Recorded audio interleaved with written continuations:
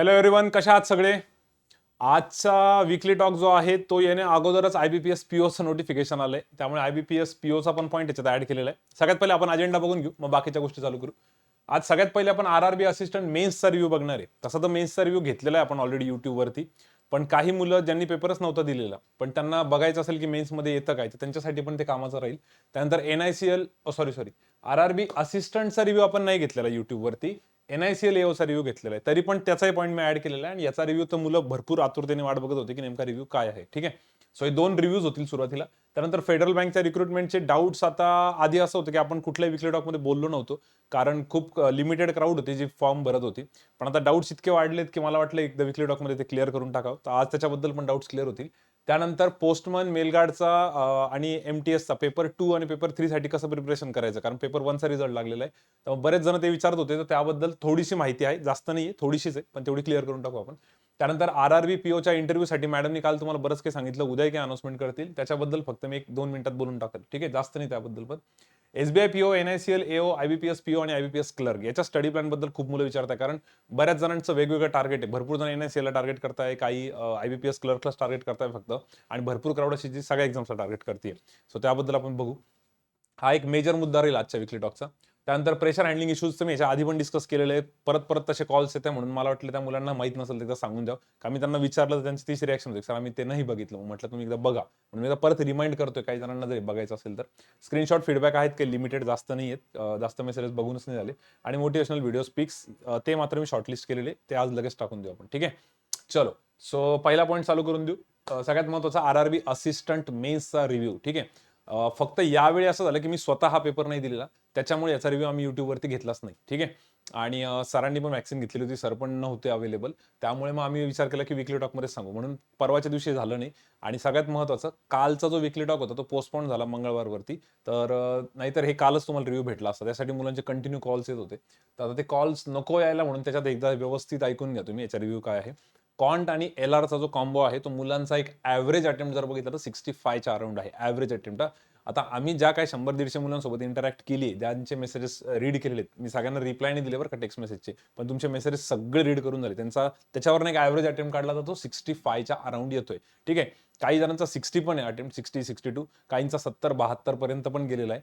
पण मग कसं, आता काही मुलं खूप दिवसांपासून प्रिपेअर करताय, पण एक ॲव्हरेज शब्द ज्यावेळेस आपण वापरतो तर ॲव्हरेज अटेम्प्ट 65 आहे, किंवा एक बऱ्यापैकी तुम्हाला चांगला पेपर जसा होता पेपर त्याच्या अकॉर्डिंगली जर बघितलं, का मी तुम्हाला आधीच बोललो होतो बघा पेपरच्या अगोदर, की RRB असिस्टंट हा असा पेपर असतो की ज्यात कोणी कंप्लेंट नाही करत की सर मला हा क्वेश्चन नाही आला, मला हे जमलं नाही. यात सगळं काही जमण्यासारखं असतं, फक्त टाइम लिमिट आपल्याला हँडल करायची असते, टाइम प्रेशर हँडल करायचं असतं, तेवढंच इम्पॉर्टंट होतं. आणि मुलांचे सगळ्यात इम्पॉर्टंट फीडबॅक तोच होता की सर असं काहीच नाही आलं म्हणे सरप्राइझिंग, जे आपण डिस्कस नव्हतं केलं एक दिवस आधी. तर मला वाटतं एक 65 अराउंड बघा तुमचा अटेम्प्ट आहे का. आता एखाद्याचा जर 60 अटेम्प्ट असेल त्यांनी नाराज नका होऊ कॉन्टेलरचा, जरी तुमची त्यात अॅक्युरेसी प्रॉपर असली तर तुम्हाला पण त्याचा फायदा होऊ शकतो. ठीक आहे, त्यानंतर इंग्लिश आणि कम्प्युटरचा जो ॲव्हरेज अटेम्प्ट आहे तो 30 पर्यंत बघितलेला आहे. आता कम्प्युटरचे तर भरपूर जणांनी 34, 38, 37, 39 असे पण आहेत, पण मुलांनी तिथं पण एक्सेप्ट केले की सर शुअर शॉट आम्हाला इतके वाटत होते, वरती आम्ही रिस्क घेतली. ठीक आहे, पण कम्प्युटरचा सरप्राइझिंगली पेपर असा होता की सगळेजण खुश झाले. आता भरपूर जण तर असे होते की त्यांनी RBIच्या वेळेस वाचलेलं होतं, कम्प्युटर नंतर वाचलं पण नाही, त्यामुळे तर आम्हाला तरी पण पेपर चांगला गेलेला आहे. सो कम्प्युटरचा असं काही सरप्राइझिंग एलिमेंट नव्हता, खूप काही अवघड होतं असं नाही. थोडंफार लेंदी होतं काही ठिकाणी, थोडंफार अशी काही जणांची कंप्लेंट आली. पण ॲव्हरेज अटेम्प्ट तरी पण किती जरी कंप्लेंट केली मुलांनी, तरी त्यांचा ॲव्हरेज अटेम्प्ट 30च आहे. 30 किंवा 30च्या वरतीच पकडून घ्या तुम्ही. मिनिमम जरी म्हटलं तरी चालेल, त्याला ॲव्हरेज म्हणण्यापेक्षा मिनिमम म्हटलं तरी चालेल. ठीक आहे, मिनिमम म्हणा आणि ॲव्हरेज म्हणा, कारण मोस्टली सगळ्यांचं त्याच एरियामध्ये गेलेलं आहे. आणि इंग्लिशचं पण एक 30 पर्यंत आहे. इंग्लिश पण खूप सोपं आलं होतं. ज्या मुलांनी हिंदी घेतलं ते थोडंसं रिग्रेट करत होते. काही जणांचे आले होते मेसेजेस, त्यामुळे सर इंग्लिश जास्त सोपं होतं म्हणे, आम्ही इंग्लिश घ्यायला पाहिजे होतं. आणि काही मुलांनी लास्ट मोमेंटला तिथे इंग्लिश घेऊन टाकलं हिंदीच्या ऐवजी, कारण इंग्लिश सोपं वाटलं. तर भरपूर मुलं असे असतात की जे तिथे बघतात इंग्लिश सोपं आहे का हिंदी सोपं आहे, जे आहे ते एक सब्जेक्ट चूज करतात. तर इंग्लिशच बेटर वाटला त्यांना. सो इंग्लिश सरप्राइझिंगली इझी होतं. आणि जे मुलं रेग्युलर मॅडमला सगळं फॉलो करतायत, YouTubeचे सगळे सेशन्स करतायत किंवा रिव्ह्यूज जरी बघतायत, त्यांना कळालं होतं की काय-काय येण्यासारखे आपण काय अभ्यास केला पाहिजे. तर तो एक कॉन्फिडन्स होता मुलांचा. सो बेसिकली असा मला रिव्ह्यू भेटलेला आहे इंग्लिश आणि कम्प्युटरचा. हे भरपूर मुलांचा हाच अटेम्प्ट आहे बरं का 30 पर्यंत. GK मात्र थोडं बकवास होतं. या सगळ्या 5ही सब्जेक्ट्समध्ये जर सगळ्यात खराब कुठला सेक्शन असेल, तर तो GAचा होता. पण तो सगळ्यांसाठीच होता. त्यामुळे यावेळी तुम्हाला तशी रिएक्शन नाही बघायला भेटणार, जशी रिएक्शन RRB POच्या वेळेस बघायला भेटली. RRB POच्या वेळेस खूप मुलं असे एकदम हे झाले होते, की सर एवढं वाचलं तरी आलं नाही. आणि यावेळी पण पेपर तसा थोडासा खराबच होता, खूप काही भारी नव्हता. पण मुलांनी अशी काही रिएक्शन नाही दिली. का मुलांची मेंटॅलिटी पहिलेच तयार होती की ठीक आहे बाबा, जरी पेपर खराब आला तर सगळ्यांसाठी येणार आहे. पण आरआरबी पीओ कसं या सीझन मधली पहिली मेन्स होती ना, त्याच्यामुळे मुलं थोडे घाबरले होते. पण तरी बघा, जास्त काही अटेम्प्ट नाही, जीएचा 20 पर्यंतच आहे, काहींचे तर 15, 17, 18 असे जेन्युइन आहे. मग बाकीच्यांना जशी पाहिजे तशी त्यांनी रिस्क उचललेली वरती. ठीक आहे, ते रिस्क उचलून त्याचा फायदा होईल नाही होईल माहित नाही, आणि ते डिसिजन त्यांचं बरोबर पण राहील, कारण आपण अनालिसिसच्या अगोदर डिस्कस पण केलं होतं हे सगळं पेपरला जायचे एक दिवस आधी. तर असा एक अटेम्प्ट आहे. आता भरपूर जण विचारताय सर सेफ अटेम्प्ट किती आहे, ओव्हरऑल अटेम्प्ट किती आहे. आता ते सांगणं थोडंसं क्रिटिकल जातं, कारण की कसं आहे ना, तुमची अॅक्युरेसी किती ते मॅटर करतं. आता कसं इंग्लिश जीके मध्ये 20च अटेम्प्ट होऊन 20 जरी मार्क आले तरी चालून जातं. काहींचे चांगले दिसायला 40 अटेम्प्ट दिसतील जीएचे किंवा 35 दिसतील, पण तेवढे रिटर्न्स नाही आहेत ना. पण एक ॲव्हरेज बघा तुम्ही, आता ॲव्हरेज जर बघितलं तर 65 आणि 30 झाले, 95 आणि अजून एक 30, कारण हे 30-30चे दोन आहेत. 60 टाका म्हणजे 125 आणि हे थोडेसे 20 145 145 पर्यंत अशी जर टोटल केली तर दिसते आपल्याला. आणि जर ॲव्हरेज मुलांचा बघितला तर मला वाटतं तो कुठेतरी 135 ते 150 पर्यंत अटेम्प्ट्स ऐकायला भेटले होते मुलांचे. जर ओव्हरऑल पण बऱ्याच जणांनी खाली लिहिलेले होते. आता कसं आहे, काही काही जणांचं मग इकडे थोडंसं जास्त असतं. इथं 30-30च्या ऐवजी इथं 35-35 मारलेले असतात. त्यामुळे थोडंफार कम्पेन्सेट होऊन जातं. ठीक आहे. सो ओव्हरऑल अटेम्प्ट बघा तुम्ही 130-140च्या अराउंड मिनिमम समजा म्हणता येईल. 150 पर्यंत एक ॲव्हरेज अटेम्प्ट जातोय. इथून टोटल मारली तरी 145 होती. याच्यावरून एक अंदाज येऊन जाईल. ठीक आहे. बाकी सर मग ज्यांचा अटेम्प्ट 125 आहे त्यांचं सिलेक्शन नाही होणार का? असं बिलकुल नाही. 125 वरती पण सिलेक्शन होईल. कारण की हे मल्टिप्लाय पण होतं ना कॉन्टचे, लॉजिकचे 1.25 नी. त्यामुळे तो एक बोनस असतो अजून वरती. ठीक आहे. पण आता पेपर झालाय. तुम्हाला फक्त एक रिव्ह्यू ऐकायचा होता, की आम्ही पेपर दिला तर तो बरोबर दिला का? आम्ही कुठे स्टँड करतोय? कुठे गडबडी झाल्या? कारण हा पेपर असा होता यार, याच्यामध्ये जर फक्त जीए सोडला तर बाकी कुठल्याच सब्जेक्टला कोणीच कंप्लेंट नाही केली. जे नॉर्मल प्रिपरेशन होतं ते सगळं तिथं परफेक्ट उतरलं होतं. त्यामुळे मला तरी वाटते की तुम्ही बघा, जर याच्यातही तुम्हाला कॉन्ट एलआर नसेल आलं त्या मोमेंटला, 55च्या ऐवजी तुमचे कुठेतरी 50 अटेम्प्ट झाले असतील किंवा 52 अटेम्प्ट झाले असतील, मग कुठेतरी तुम्ही थोडंसं लॅक करताय. इधर तुम्ही तेवढा टाइम नाही दिला त्याला, ते एक बघा. आता बऱ्याच जणांचं असं पण राहतं की सर माझं मॅथ्स आणि याला मिळून फक्त 52च अटेम्प्ट झाले, आणि त्यांना विचारलं टाइम किती दिला, तसं 70 मिनिट्स दिले. आता जर टाइमही तुम्ही कमी दिला आणि मग अटेम्प्टही कमी झाला, तर मग कशाला टेन्शन घेताय? कारण तुमचा टाइमच जीके आणि कम्प्युटरमध्ये जास्त गेला असेल, असं पण झालं असेल, किंवा इंग्लिशमध्ये. तर तसं नव्हतं व्हायला पाहिजे. आपण सगळी स्ट्रॅटेजी डिस्कस केली होती. बट मॅक्झिमम मुलं मला खुश दिसले या पेपर नंतर. भले रिझल्ट येईल नाही येणार ते माहित नाही, पण पेपर देऊन सगळेजण थोडे हॅप्पी होते. ठीक आहे. बाकी सगळ्यात महत्त्वाचं तर तेच accuracy will be the key. त्याच्याबद्दल काही असं वेगळं सांगायची गरज नाहीये. जे मुलं 130-140 अटेम्प्टवरती पण ॲक्युरसी ठेवतील, 130च समजा, 130-125 अटेम्प्टवरती त्यांनाही फायदा होईल. 150-160 वाल्यांनी जास्त गोळ्या नको मारायला फक्त. ठीक आहे. चलो, सो आरआरबी असिस्टंटचा हा रिव्ह्यू होता. चांगली गोष्ट होती की याच्यामध्ये काही सरप्रायझिंग एलिमेंट नव्हता. जे आपण सगळं बघितलं इतक्या दिवसांपासून, जे आपण डिस्कस केलं तेच सगळं होतं. याच्याशी रिलेटेड अजून तुमचे काही डाउट्स राहिले असतील चुकून, मी तुम्हाला रिप्लाय नाही केलेले बरं का मेसेजेसला. टेलिग्राम आणि WhatsApp तुम्ही बघतच नाही, सगळ्यांना माहिती आहे आता. बऱ्याच जणांना आता कळतंय. या सगळ्यांनी मला ज्यांनी पण कॉन्टॅक्ट केला होता, एक तर कॉलवरती केला होता किंवा टेक्स्ट मेसेजवर केला होता. त्या टेक्स्ट मेसेजला मी तुम्हाला रिप्लाय नाही दिला, पण मी तुमचे कमेंट्स बघून घेतलेले. कारण एवढे रिप्लाय द्यायचे 200-300 पॉसिबल नव्हतं. त्यामुळे फक्त रीड करून घेतले आणि त्यांचे अटेम्प्ट्स एक लक्षात ठेवले, कितीच्या रेंजमध्ये जात आहे. त्याच्यानुसार अंदाज काढला होता. ठीक आहे. सो जर याच्या पलीकडे पण काही राहिलं असेल तुमचं, मी हा पॉईंट याच्यामुळे काढला, तर मला आता मेसेज वगैरे नका करू. तुम्ही डायरेक्ट व्हिडिओच्या कमेंट बॉक्समध्ये टाकून द्या. आम्ही कमेंट बॉक्समध्ये रिप्लाय देऊन टाकू. ठीक आहे. सो मला वाटतं एवढं ठीक आहे. सर आपण पुढचा पॉईंट घेऊ आता. आरआरबी असिस्टंट मेन्सचा रिव्ह्यू ओके होता. आता एनआयसीएल एओ प्रीचा रिव्ह्यू. सर याचा तर रिव्ह्यू युट्यूबवरती घेतला होता डिटेलमध्ये, यस सरांनी आणि तुम्ही. हो, आम्ही घेतला होता. बट काही मुलांनी पेपर नसेल दिला, किंवा त्यांना एसबीआय पीओसाठी ऐकायचं असेल की एनआयसीएल एओला काय होतं, किंवा बाकीच्यांना पण की काय याच्यातनं पॉईंट्स काढताय तुम्ही, तर एकदा शॉर्टमध्ये बघून घेऊ आपण. ओव्हरऑल जर बघितला तिन्ही शिफ्टचा, त्यात आता मला नंतर परत सरप्राइझिंगली असं झालं, ज्यांच्याशी बोलणं झालं मेसेजेसवरती वगैरे, त्यांचा कॉन्टचा अटेम्प्ट ना फर्स्ट शिफ्टचा, ते काही जणांचं म्हणणं सर बेटर होतं म्हणे कॉन्ट. तेवढं अवघड नव्हतं जेवढं तुम्ही सांगितलं की थर्ड शिफ्ट सोबत. आता बघू, डिपेंड करतं, कारण ते मुलं आधीचे प्रिपरेशन करणारे पण असतील. पण एक ओव्हरऑल मी एनआयसीएलचे पण मेसेजेस सगळे रीड केले, त्यांना पण रिप्लाय नाही दिला, पण मेसेजेस रीड केले. तर त्याच्यातनं मला कॉन्टचा अटेम्प्ट, ॲव्हरेज अटेम्प्ट तिन्ही शिफ्टचा मिळून जर ॲव्हरेज अटेम्प्ट पकडला तर 17 ते 20च आहे. त्याच्यामध्ये जर फर्स्ट शिफ्ट असेल तर कुठेतरी 20 पर्यंत टच झालाय, पण जर का थर्ड शिफ्ट असेल तर तो 17 पर्यंत जाणं पण मोठी गोष्ट होती. ठीक आहे. तर 17 ते 20 पकडा. एलआर 26 ते 29 आणि इंग्लिश 21 ते 24. असा ओव्हरऑल अटेम्प्ट 64 ते 73 आहे. मला वाटतं पहिल्या दिवशी पहिल्या शिफ्टचा आपण जो रिव्ह्यू टाकला मोस्टली तोच फॉलो झालेला आहे. ओव्हरऑल कॉन्ट जे आहे सगळ्या तिन्ही शिफ्टमधल्या बऱ्याच जणांचे मेसेजेस जे मी रीड केले, टेक्स्ट मेसेजेस, ठीक आहे, टेलिग्राम व्हॉट्सअप नाही, फक्त टेक्स्ट मेसेजेस, त्याच्यामध्ये त्यांनी लिहिलं होतं की कॉन्ट सर बऱ्यापैकी लेंदी, सगळ्यांची हीच कंप्लेंट होती, आणि एलआर आणि इंग्लिश मात्र बऱ्यापैकी इझी गेले त्यांना. ॲक्युरसी याच्यात पण खूप इम्पॉर्टंट रोल प्ले करून अति जास्त, कारण की थर्ड शिफ्टला तर मी स्वतः पण होतो आणि फर्स्ट शिफ्टला यस सर स्वतः होते. तर माझं थर्ड शिफ्टचा माझा पर्सनल अनुभव आहे की ज्यांचं मॅथ्स थर्ड शिफ्टमध्ये 15 जरी अटेम्प्ट असतील, 12 जरी अटेम्प्ट असतील, 13 जरी अटेम्प्ट असतील, तर तरी तुम्हाला एक 3-3, 4-4, 5-5 मार्कचा बोनस तर भेटणारच आहे. तुम्ही आत्ताच लक्षात ठेवा माझं स्टेटमेंट. तसं तर YouTubeवरतीच हा व्हिडिओ तुम्ही रेकॉर्डही करू शकता, लक्षातही ठेवू शकता. मला गॅरंटी वाटते रिझल्ट लागल्यावर बघा तुम्ही थर्ड शिफ्टवाल्यांना मॅथ्सचा बोनस जास्त भेटेल, कारण पेपर तेवढा लेंदी होता. मी स्वतः दिला, मी स्वतः अनुभवलो. तर असंच बाकीच्या शिफ्टमध्ये पण जर तुम्हाला वाटतंय की कॉन्ट एलआर किंवा काही अवघड जाते, लेंदी जाते, तर बस मेरिटवरती खेळा, रिस्पेक्ट करा, कमी अटेम्प्ट करा. हे यातनं एक शिकायला भेटलं की इन्शुरन्सचा पेपर म्हणजे एकदम धाड-धाड गोळ्या मारायच्या आणि 80, 85, 90 अटेम्प्ट होतीलच, याची काही गॅरंटी नाही आहे. कारण जनरली इन्शुरन्स, आरबीआयच्या पेपरमध्ये तेवढे अटेम्प्ट होता. हे आपण पेपरच्या एक दिवस आधी पण डिस्कस केलं होतं आणि हेही डिस्कस केलं होतं की कदाचित पेपर अवघड याच्यावरती पण येऊ शकतो. कारण ऑफिसरचा पेपर आहे, कदाचित सांगू शकत नाही. कारण असिस्टंटचा असता तर 85-80 तुम्हाला ॲव्हरेज अटेम्प्ट दिसला असता. पण आता हा इकडचा होता त्यामुळे एक 65-70 असा ॲव्हरेज अटेम्प्ट आहे. 70 पर्यंत समजा. ठीक आहे. 70 पण एक डिसेंट अटेम्प्ट आहे. बऱ्यापैकी चांगला अटेम्प्ट आहे. डिसेंट पण नाही, चांगला अटेम्प्ट आहे. 65 इज अ डिसेंट अटेम्प्ट. ठीक आहे. सो असं आहे. बाकी याच्यातनं एक लक्षात आलेलं आहे, की सर याच्यातनं टेक अवे काय आहे? आता जे मुलांनी पेपरच नव्हता दिला, पण तरी ते हा रिव्ह्यू ऐकताय त्यांच्यासाठी, ऑनलाईनचा असो किंवा ऑफलाईनचा असो. त्यांच्यासाठी हा एक येलो कलरमध्ये जो पॉईंट दिला तो खूप महत्त्वाचा आहे, की तुम्हाला कंटिन्यू कॉन्स्टंट प्रॅक्टिस करणं खूप गरजेची आहे. कारण या पेपरला बघा ना तुम्ही, असे भरपूर मुलं आहेत जे जॉब करणार आहेत, ज्यांनी थोड्या दिवसांसाठी सुट्टी घेतलेली आहे किंवा जे जॉब करताय आणि त्यांनी शेवटच्या काही दिवसांमध्ये एन-आय-सी-एलला थोडासा जोर लावला आणि त्या सगळ्यांचं हेच म्हणणं होतं, की "सर यार, न येण्यासारखं तर काहीच नव्हतं," म्हणे. सगळं येण्यासारखं होतं. फक्त पॉइंट हा होता, की त्याची कॉन्स्टंट प्रॅक्टिस पाहिजे, तर त्या गोष्टी लवकर क्लिक होतात, लवकर टिक करण्याचा कॉन्फिडन्स राहतो. अदरवाईज तोच थोडासा कमी पडला. भरपूर जणांचं असं म्हणणं होतं, की आम्ही जर जास्त प्रीची अजून थोडी प्रॅक्टिस केली असती, या गोष्टींना रेग्युलर डेली बेसिसवर ठेवलं असतं, तर कदाचित एक 5-5, 7-7 अटेम्प्ट जास्त झालाच असता. आणि मग हा पॉइंट लक्षात ठेवून आणि हा पॉइंट मी स्वतः अनुभवलो, तिथं मी स्वतः पेपर दिला. आता माझी पण स्पीड काही खूप अशी एकदम वॉव होती असं नाही. कारण आम्ही तर बिलकुलच असं मॉक टेस्ट वगैरे देत नाही. हां, फक्त मॅथ्सचं माझं चांगलं राहू शकतं, पण लॉजिकला तर मी करत नाही ना प्रॅक्टिस. तर मला पण ते अनुभवलं, की यार पेपरमध्ये असं न येण्यासारखं काही नाही, पण याला टाईम लागतोय कारण आपण त्याच्या टचमध्ये नाहीये. आणि जे मुलं टचमध्ये आहेत त्यांनाही वेळ लागतो, तर त्यांचे काहीतरी ब्लंडर असेल. अदरवाईज तर दुसरं काही रिझन नाही राहू शकत. तर या पॉइंटवरनं मला असं वाटतं, की पुढचा जो स्टडी प्लॅन आहे तुमचा, एस-बी-आयचा असो, आर-बी-आयचा असो, जेवढा पण असणार आहे, त्याच्यामध्ये ना याच्यावरती आपण जरा जोर लावणार आहे डेली रेग्युलर प्रॅक्टिसवर. इनफॅक्ट मी आजच्या स्टडी प्लॅनमध्ये पण या पॉइंटला धरून एक नोट बनवलेलीच आहे. पण ती थोड्याशा पुढच्या स्लाइड्सवरती आहे, कारण आता फेडरल बँकचं आपल्याला वगैरे बघायचं होतं. ठीक आहे. सो हा पॉइंट क्लिअर आहे. चला मी पुढचा पॉइंट घेतोय. क्लिअर आहे सगळ्यांना?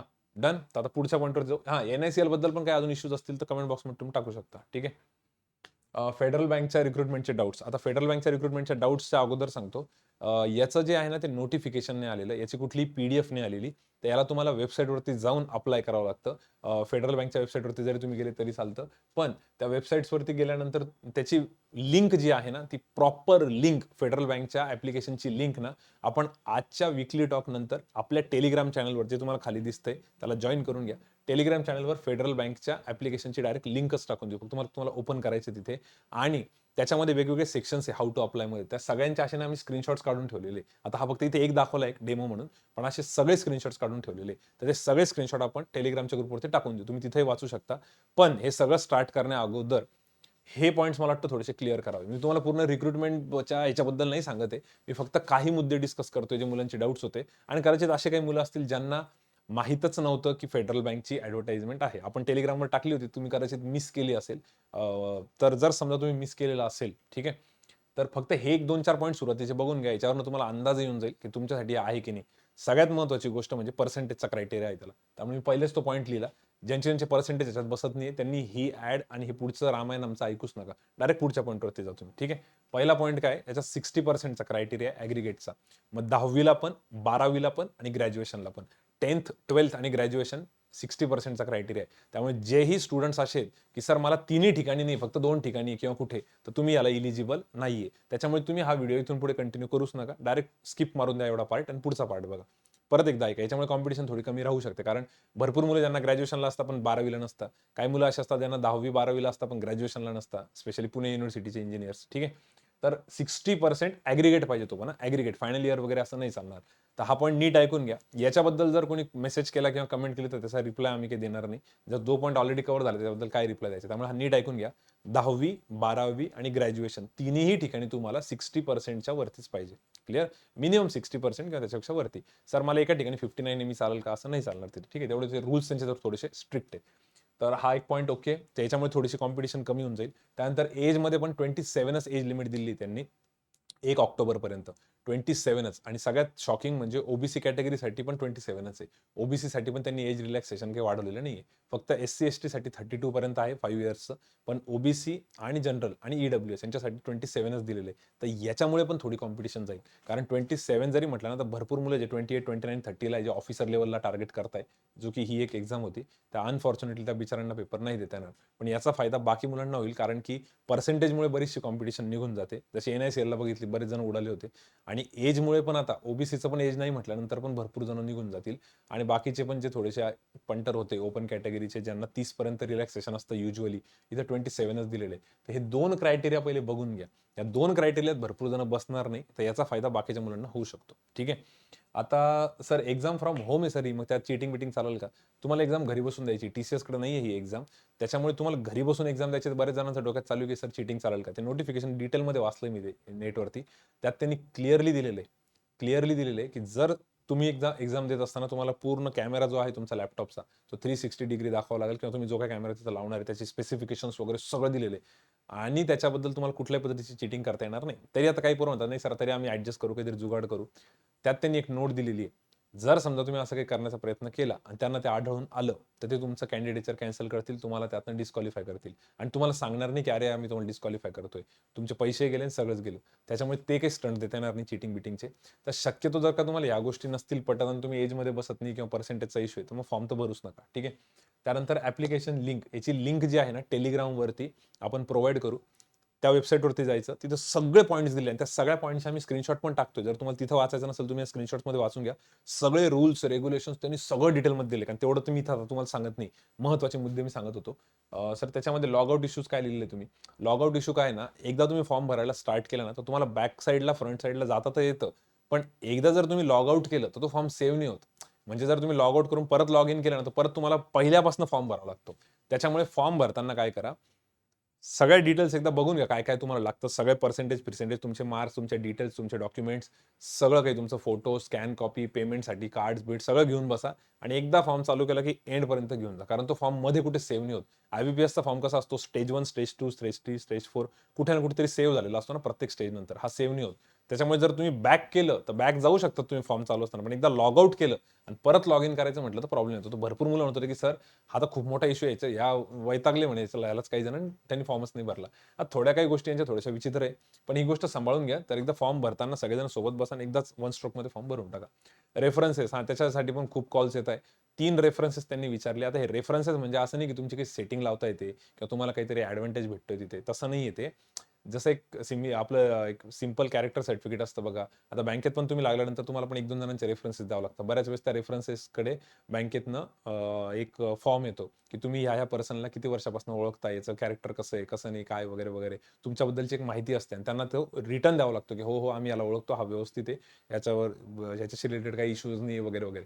आणि ते पर्सन शक्यतो तुमचे रिलेटिव्ह किंवा तुमचे फ्रेंड्स नाही पाहिजे. असे कोणीतरी पाहिजे की जे तुमचे रिलेटिव्ह आणि तुमच्या ब्लड रिलेशनमध्ये शक्यतो समजा येत नाही. ठीक आहे. पण रिस्पॉन्सिबल पर्सन पाहिजे. आता असं नाही की ते बँकेतलेच पाहिजे कंपल्सरी किंवा फेडरल बँकेचेच पाहिजे. सो समजून घ्या हा पॉईंट. हे तुमचं सेटिंग विटिंग काही नाही. बऱ्याच जणांचा असा गैरसमज होता की अरे इथून काहीतरी सेटिंग लावतील का काय, मत आहे सेटिंग विटिंग नाहीये. तर 2-3 रिस्पॉन्सिबल पर्सन्स तुमच्या कॉलनीतले म्हणा, तुमच्या गावातले म्हणा, जे कोणी असतील त्यांचे तुम्ही नावं तिथे देऊ शकता. ठीक आहे. बँकेतलेच असतील असं नाही, बँकेतले असले तर बेटर आहे, समजा त्यांना अजून थोडंसं हे चेक करायला. आणि त्यातल्या फेडरल बँकेचे असतील तर त्यांना अजून बेटर जाईल ते चेक करायला म्हणजे काय, फक्त त्यांना कॉल जाऊ शकतो की बाबा या पर्सनला तुम्ही ओळखता काय, तुमचं नाव दिले, ओके ना सगळं, काही इश्यू नाही ना वगैरे वगैरे, बस. ठीक आहे. ते एक काइंड ऑफ कॅरेक्टर सर्टिफिकेट जसं तुम्हाला लागतंच बँकेत सिलेक्ट झाल्यानंतर, त्या टाईपचं आहे ते. पण ते रेफरन्सेस वगैरे थोडेसे व्यवस्थितच टाका. तिथे नियम रूल सगळे दिलेले. ठीक आहे. तर त्याच्याबद्दल जास्त मेजर तर काही तो इश्यू नाहीये. लास्ट डेट जी आहे ती 23 ऑक्टोबर आहे. लास्ट डेट खूपच लवकर आलेली. ऍक्च्युली याचा फॉर्म खूप कमी जण भरत होते, फॉर्मच नव्हते भरत. कारण की पर्सेंटेज आणि एजमुळे पण कटले होते. त्यानंतर घरून एक्झाम आहे आणि वरतून आता याचा शेवटचा पॉईंट ऐकल्यानंतर काही जणांना इच्छा नव्हती होत. काय तो म्हणजे सर बॉन्ड वगैरे. आता त्यांचं कसं आहे, हा मणिपालचा कोर्स आहे ऍक्च्युली. ठीक आहे, ही नॉर्मल रिक्रुटमेंट नाहीये. तर हे मणिपालचा कोर्स आहे, तर याच्यासाठी 1 लाख रुपये तर तुम्हाला भरायचे, पण ते 1 लाख रुपये तुम्हाला परत येणार आहे. 2 टप्प्यामध्ये तुम्हाला परत येणार आहे तुमचं सिलेक्शन झाल्यानंतर. आणि दुसरी गोष्ट, ह्या बॉन्डमुळे काही जण नाही म्हणत होते, पण हा मणिपालचा असा कोर्स नाही की तुम्हाला 1 वर्ष तिथं ट्रेनिंग देणार आहे. तुम्हाला फक्त ते 17 दिवस ट्रेनिंग देणार आहे आणि 17 दिवसानंतर मग तुम्हाला ते पोस्टिंग देऊन टाकतील जिथे कुठे आहे तिथे. आणि त्याच्यात तिथं तुमचं 27,000 रुपये पेमेंट पण चालू होऊन जाईल आणि 20,000 रुपये जे स्टायपंड आहे त्यासाठी तुम्हाला काही एज्युकेशनल त्यांचं एक फुलफिलमेंट करावं लागते, 800 तासांचं एक हे. ते सगळं त्यात दिलेलं आहे. तुम्ही ते वाचून घ्या. तुम्हाला ते वाचल्यानंतर कळूनच जाईल.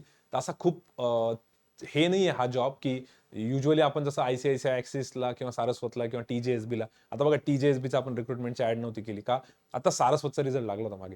सारस्वतच्या रिझल्टमध्ये 44 पैकी जवळपास 20-25 जणांनी तर जॉइन नाही केलं. ज्यांनी जॉइन केलं त्यांनी पहिल्या आठवड्यात, दुसऱ्या आठवड्यात सोडून दिलं. काहींना आता 1 महिन्यानंतर सोडलं. तर भरपूर जणांना सोडून देतात. कारण ते म्हणतात प्रेशर नाहीये, किंवा प्रेशर आहे, किंवा आम्हाला जसा पाहिजे तसा जॉब नाही, आम्ही याच्यापेक्षा बेटर डिझर्व्ह करतो. ग्रोथ नाहीये इथे. आता टी-जे-एस-बीचं मागे ना 3 जण होते आपल्या क्लासचे, अश्विनी जंगले, सुमित राठोड आणि शुभम सुरजागडे. ठीक आहे. मी टी-जे-एस-बीच्या तिघांना पण कॉन्टॅक्ट केला होता, की म्हटलं चला थोडंसं बघू आपण काय काय नाही. अश्विनी जंगलेने ते सोडून दिलं आणि ती आता आर-आर-बी पी-ओ आहे. सुमित राठोडने 1 महिना केलं, त्यानंतर रिझाइन केलं आणि तो आता ई-पी-एफ-ओमध्ये एस-एस-ए आहे आणि हा तर एल-आय-सीमध्ये शुभम सुरजागडे. तर कोणीच तिथं टिकलेलं नाही आणि कोणाला तिथे थांबायची इच्छा नव्हती. ते एक तर ते रिझाइन करत होते किंवा पटकन तिथून निघत होते. तर ह्या रिक्रुटमेंट अशा होत्या ना, ज्याच्याबद्दल आपण मग त्यामुळे व्हिडिओ पण नाही बनवत. तुम्ही नोटीस केलं असेल, टी-जे-एस-बीचं नाही सांगितलं, कारण मुलं सोडून जाता एवढं दिसतंय, तर मग कशालाच करायचं. त्यामुळे सारस्वतचं तसंच झालं. मग सर याचा मात्र थोडासा बेटर आहे, पण याचा बाकीचा इश्यू असा आहे ना, की याच्यामध्ये भरपूर जण नाही म्हणत होते. म्हणून इतक्या दिवस काय झालं, याच्याबद्दल बोललोच नाही, की ज्या मुलांना डाऊट होते त्यांचे तसे फोनवरती क्लिअर होत होते.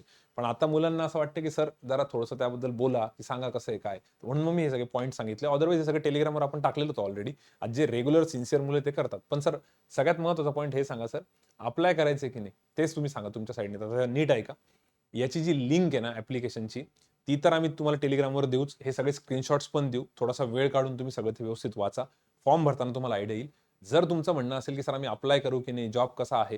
तर हे बघा, जे जुने स्टुडंट आहेत त्यांनी तर 100% अप्लाय करायला पाहिजे. कारण जुन्या मुलांसाठी कसं आहे, जेवढ्या अपॉर्च्युनिटी भेटतील तेवढं बेटरच आहे. नवीन मुलं असतील, प्रिपरेशनचा थोडासा इश्यू असेल, पैशांचा खूपच मेजर प्रॉब्लेम असेल, तर तुम्ही विचार करू शकता. पैशांचा खूपच मेजर प्रॉब्लेम एकदम तुम्ही सांभाळून वापरताय. पण आता कसं आहे, बँकिंगच्या फील्डमध्ये आल्यानंतर फॉर्म तर खूप भरावा लागतात. त्यामुळे तुम्ही पैशांना तिथे जास्त बघू नका. एक 4-5 हजार रुपये तर तुम्ही साईडला काढूनच ठेवा, की तुम्हाला फॉर्ममध्ये लागतील म्हणून. पण जर अभ्यास प्रिपरेशन तेवढं नसेल, तर तुम्ही विचार करू शकता, की नको बाबा. पण बाय द वे पेपर खूप ईझी असतो त्याचा पेपरचा पॅटर्न वगैरे त्याचा सगळा स्क्रीनशॉट त्याच्यामध्ये. असं काहीच त्याच्यात वेगळं टेन्शन घेण्यासारखं नाहीये. फक्त मला असं वाटतं, की जे जुने मुलं त्यांनी ते अप्लाय करून टाकावं. सगळ्यात सोपं. आणि याच्यामध्ये अजून काही जणांचं असं म्हणणं असेल, की सर इथे एक पॉइंट मला सांगायचा होता अजून. हे बॉन्ड्स वगैरे तर ठीक आहे, समजा ते 1 वर्षानंतर पैसे भरत देतात. सगळ्यात मेन त्यांचं हे होतं, की सर जर घरून एक्झाम होणार आहे, एक्झाम तर खूप सोपी असते याची सगळ्यांना माहिती आहे. पण त्यानंतर पुढे काय? तर 1 आणि 2 तारखेला परत तुम्हाला काही मेल येतील 1-2 नोव्हेंबरला. त्यात ते चेक करतील, की त्या सगळ्या सिस्टम वर्क होतायत की नाही व्यवस्थित वगैरे काही थोडंफार ट्रेनिंगचं. 7 तारखेला तुमची त्याची ॲक्चुअल एक्झाम आहे. 7 नोव्हेंबर, दिवाळीच्या नंतर लगेच 7 नोव्हेंबरला. आणि त्या एक्झाम नंतर ॲक्चुअली त्या एक्झाम नंतर मग तुमचा रोबोटिक इंटरव्ह्यू पण होणार आहे. आता भरपूर जण म्हणतात हे रोबोटिक इंटरव्ह्यू काय आहे? किंवा त्याच्यामध्ये एक सायकोमेट्रिक टेस्ट पण होणार आहे तुमची एक्झाम झाल्या-झाल्या. एक्झाम झाल्यानंतर सायकोमेट्रिक टेस्ट काय सर? आता सायकोमेट्रिक टेस्ट म्हणजे तुम्हाला नॉर्मल काय ना काही प्रश्न विचारतात, ते त्याचे उत्तर फक्त व्यवस्थित द्यावं लागतात. ती टेस्ट अशी ॲक्सेस किंवा आय-सी-आय-सी-आय सारखी नका देऊ. त्याच्यामध्ये पण सायकोमेट्रिक टेस्ट असते. पण भरपूर मुलं काहीही गोळ्या मारतात त्याच्यामध्ये. तरी पण कधी-कधी होऊन जातं, कधी-कधी नाही होत. त्यामध्ये एकाच पॅटर्नने आन्सर द्यायचे. एक सोपं सिंपल एक्झाम्पल म्हणून सांगतो. जस्ट एक एक्झाम्पल, आता किती रिलेव्हंट आहे माहीत नाही. समजा तुम्हाला एक प्रश्न विचारतील, की तुमचा मूड कधी चांगला असतो? ठीक आहे. आता तुम्ही म्हटले समजा, "सर सकाळी-सकाळी आमचा मूड खूप चांगला असतो." आणि मग 2-3 प्रश्न अजून रँडम विचारतील आणि पुढे गेल्यानंतर एखादा प्रश्न विचारतील, की "बाबा तुम्हाला अभ्यास करायला कधी आवडतं?" तुम्ही म्हटले, की "मला अभ्यास करायला रात्री आवडतं." तर मग थोडंसं कॉन्ट्राडिक्टरी होऊ शकतं. तुम्ही एका साइडने म्हणताय, की तुमचा मूड सकाळी चांगला असतो. तुम्हाला अभ्यास करायला कधी आवडतो? तर रात्री आवडतो. तर मग हे थोडं उलटं झालं, की नाही? तर सायकोमेट्रिक टेस्टमध्ये काय आहे ना, तुमचे आन्सर्स कोणते राइट आणि कोणते रॉंग हे मॅटर नाही करत. त्यात असं एक राइट आन्सर, एक रॉंग आन्सर नसतं. त्यात एक पर्टिक्युलर पॅटर्न असतो, की तुम्ही तुमचा स्वभाव जो आहे किंवा तुमचं जे नेचर आहे किंवा तुमच्या आन्सरमध्ये तेच सिमिलर पॅटर्न आहेत का? तुम्ही म्हणजे ते सेमच प्रश्न विचारतात तुम्हाला वेगवेगळ्या घटना देऊन. बऱ्याच वेळेस असं होऊ शकतं. आता बँकेतला एखादा रेफरन्स देऊन विचारू शकतात ते, की बाबा कस्टमरसोबत तुम्ही डील करताना तुम्हाला एखादा प्रश्न विचारतील आणि अजून एखादा तोच प्रश्न दुसऱ्या अँगलने विचारतील. तुम्ही इकडे येस म्हटले आणि तिकडे नो म्हटले. त्यांना कळते, अरे यांचं काहीतरी डिसिजन मेकिंग क्लिअर नाहीये. तर याच्यानंतर तुमचे काही एक पॅटर्न बनून जातो तुमच्या स्कोर्सवरून वगैरे, त्याच्यानुसार असतं ते. सो बेसिकली हे मी खूप वरतून सांगितलं, मी एकदम डिटेलमध्ये नाही सांगितलं किंवा मी त्यातला तेवढा एक्सपर्ट नाही आहे, पण एक इन जनरल मला त्यात एवढं कळतं सायकोमेट्रिक टेस्टमध्ये पर्टिक्युलर पॅटर्न फॉलो केला पाहिजे, डिसिजन्स चेंज नाही केले पाहिजे असे दनादन, आणि जर केले तर मग त्यानुसार तुमचा स्कोर खराब पण येतो त्याच्यामध्ये. तर तसं एवढा काही इश्यू नाही त्याचा पण त्याच्यानंतर त्याला एक मुलं काही काही मुलं लाईटली पण घेतात, ICICI आणि ॲक्सिस सारखं, तसं नका घेऊ. फेडरलचं थोडंसं सिरियस आहे. त्यांची ज्यावेळेस मागे एकदा ॲड आली होती फेडरलची 2018-19च्या आसपास, 18च मला वाटतं, तर त्यावेळेच्या ॲडमध्ये GDPI पण त्यांचा खूप प्रॉपर घेतला होता त्यांनी, खूप सिरियस GDPI झाला होता. पण आता यावेळेस तो GDPI पण त्यांचा ऑनलाईन होणार आहे. आता हे सगळ्या पुढच्या ज्या गोष्टी GDPIच्या वगैरे, हे फातिमा मॅडम तुम्हाला व्यवस्थित सांगतील ज्यावेळेस गरज पडेल त्यावेळेस, कारण सध्या IDBIचं एकदम प्रॉपर झालं, आता RRBचे पण चालू आहेत, आणि नंतर तो याचा फेडरलचा होईल आणि त्यानंतर SBIचा पण होईल. ठीक आहे, तर मला वाटतं त्याच्याबद्दल सध्या नका विचार करू. सध्या जर तुम्ही कन्फ्युज्ड असाल तर चुपचाप फक्त फॉर्म भरून द्या. त्यात सगळी प्रोसिजर आहे, आपण टेलिग्रामवरती टाकू, तुम्ही ती वाचून घ्या, आणि नंतर मग पुढच्या पुढे सिलेक्शन झाल्यानंतर बघता येईल की कसं करायचं, काय करायचं. ठीक आहे, कारण याचा GDPIचा फायदा मला तरी असं वाटतं की तुम्हाला नक्कीच SBIला पण होईल. ठीक आहे, त्यामुळे जे मुलं असं म्हणत असतील की सर याचा तसा फायदा होईल का, तर हो, त्याचा फायदा होऊ शकतो. ठीक आहे, बाकी फॉर्म भरायचा नाही भरायचा तो तुमचा कॉल आहे. काही डाऊट्स असतील तुमचे तर कमेंट बॉक्समध्ये टाका, फक्त असेच डाऊट टाका जे थोडेसे सेन्सिबल असतील, कारण की यार हे सगळं वाचल्याशिवाय डाऊट्स नका टाकू. काय जे आम्ही लिंक प्रोव्हाइड करतोय ना, असे ना आम्ही काही स्क्रीनशॉट देतो. आता याच्यात एक नॉर्मल स्क्रीनशॉट ठेवला आम्ही की 11 तारखेला नोटिफिकेशन आलेले, हे लास्ट डेट 23 तारीख आहे. मॉक टेस्ट जे आहे, propose date of mock assessment, ते थोडंसं चेक करतील, ते 1 आणि 2 नोव्हेंबर आहे, आणि ऑनलाईन ॲप्टिट्यूड असेसमेंट जे आहे त्यांची म्हणजे ॲक्च्युअल टेस्ट तुमची जी 7 तारखेला आहे. आणि बाकी मग रोबोटिक इंटरव्ह्यू काय सर पुढे. रोबोटिक इंटरव्ह्यू म्हणजे कसं आहे ना, तुम्हाला इंटरव्ह्यू घ्यायला समोर कोणी एक माणूस राहणार नाही. तुम्हाला एक कम्प्युटराइज तुमचा इंटरव्ह्यू घेतला जाईल. तुम्हाला तिकडनं जसं ॲक्सिस बँकेचा होतो बघा, तुम्हाला काही क्वेश्चन विचारला जातं, तुम्हाला आन्सर द्यावं लागतं, आणि ते सगळं तुमची रेकॉर्ड केलं जातं, त्याच्यानुसार तुम्हाला मार्क्स भेटतात. आता असं बऱ्याच वेळेस मुलं म्हणायचे ॲक्सिस बँकेच्या याच्यासाठी, जसं रुपेश सरांनी पण एक चांगलं सांगितलं होतं की त्या इंटरव्ह्यूमध्ये आम्ही एक नोटीस केलं होतं म्हणे, सर समजा एखाद्याने समोर प्रश्न विचारला आणि तुम्हाला 60 सेकंड्स दिले आणि तुम्ही 15 सेकंडमध्ये आन्सर दिलं आणि शांत बसले, तर त्या रेकॉर्डिंगमध्ये तुमचं जास्त काही बोलल्याच गेलेलं नाही. 15 सेकंद 10 सेकंद एवढं कमी वेळ बोलले तर होत नाही. तर त्यांनी काय केलं होतं एका इंटरव्ह्यूमध्ये, त्या 15 सेकंद नका बोलू म्हणे, 1 मिनिट तुम्हाला दिलेलं आहे बोलायला, एका मिनिटात तेच रिपीट बोला म्हणे. तुमचं नाव, तुमचं आडनाव, तुम्ही 2-4 गोष्टी सांगितल्या, तुमचं नाव, फॅमिली बॅकग्राऊंड, हे ते. तेच रिपीट सांगत राहा म्हणे. पूर्ण 1 मिनिट तेच रिपीट करायचं म्हणे. असं त्यांनी बऱ्याच वेळेस केलं होतं, आणि ते सगळे मुलं सिलेक्ट झाले होते. आता ते कसं आहे ना, कम्प्युटराइज आहे, ते असं पण करताय की बाबा म्हणजे तीच गोष्ट रिपीट करत राहा म्हणे, फक्त शांत बसू नका. आता ते रोबोटिक म्हटल्यानंतर त्यांनी त्या हिशोबाने चेक केलेलं आहे की हे किती वेळ बोलतात, किती हे त्यांचा काही क्रायटेरिया असेल त्यामध्ये. ठीक आहे, तर आता ही जी गोष्ट आहे रोबोटिक इंटरव्ह्यूची, ही आपण इंटरव्ह्यूच्या अगोदर डिस्कस करू.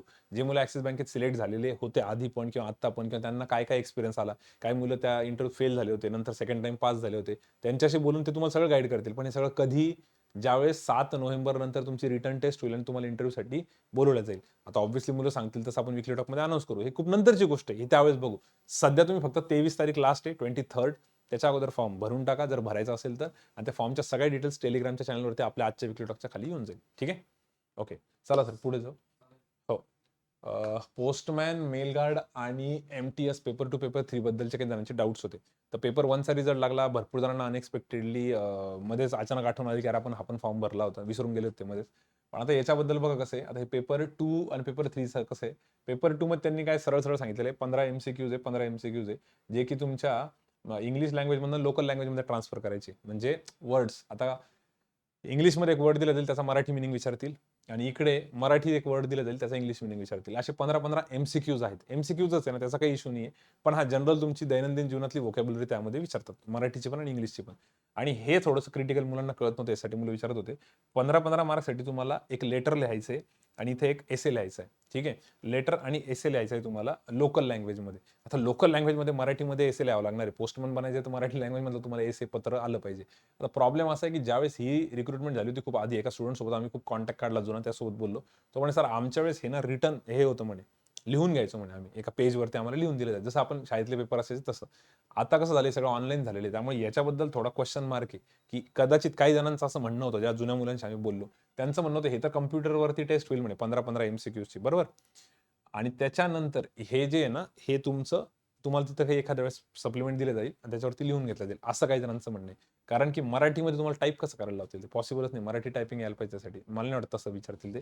त्यांचं म्हणणं बरोबर होतं, तुम्हाला ते रिटर्नमध्येच देतील म्हणून. ठीक आहे, कारण ही एक्झाम तशी पण तुमची TCSने ऑर्गनाईज केली होती, सेंटरवरतीच झाली होती, तर ही पण तशीच होईल. तिथं मला वाटतं एक तुम्हाला सप्लिमेंट दिल्या जाईल की मराठीमध्ये हे पत्र आणि निबंध लिहा म्हणून. त्याची थोडीफार प्रॅक्टिस करा, आता 10वीची प्रॅक्टिस असते किंवा थोडंसं गुगलवरती सर्च करून घ्या, त्याचा काही मेजर इश्यू नाही आहे. आता आणि सगळ्यात महत्त्वाचं बाय द वे, हे सगळं क्वालिफाईंग नेचरचं आहे.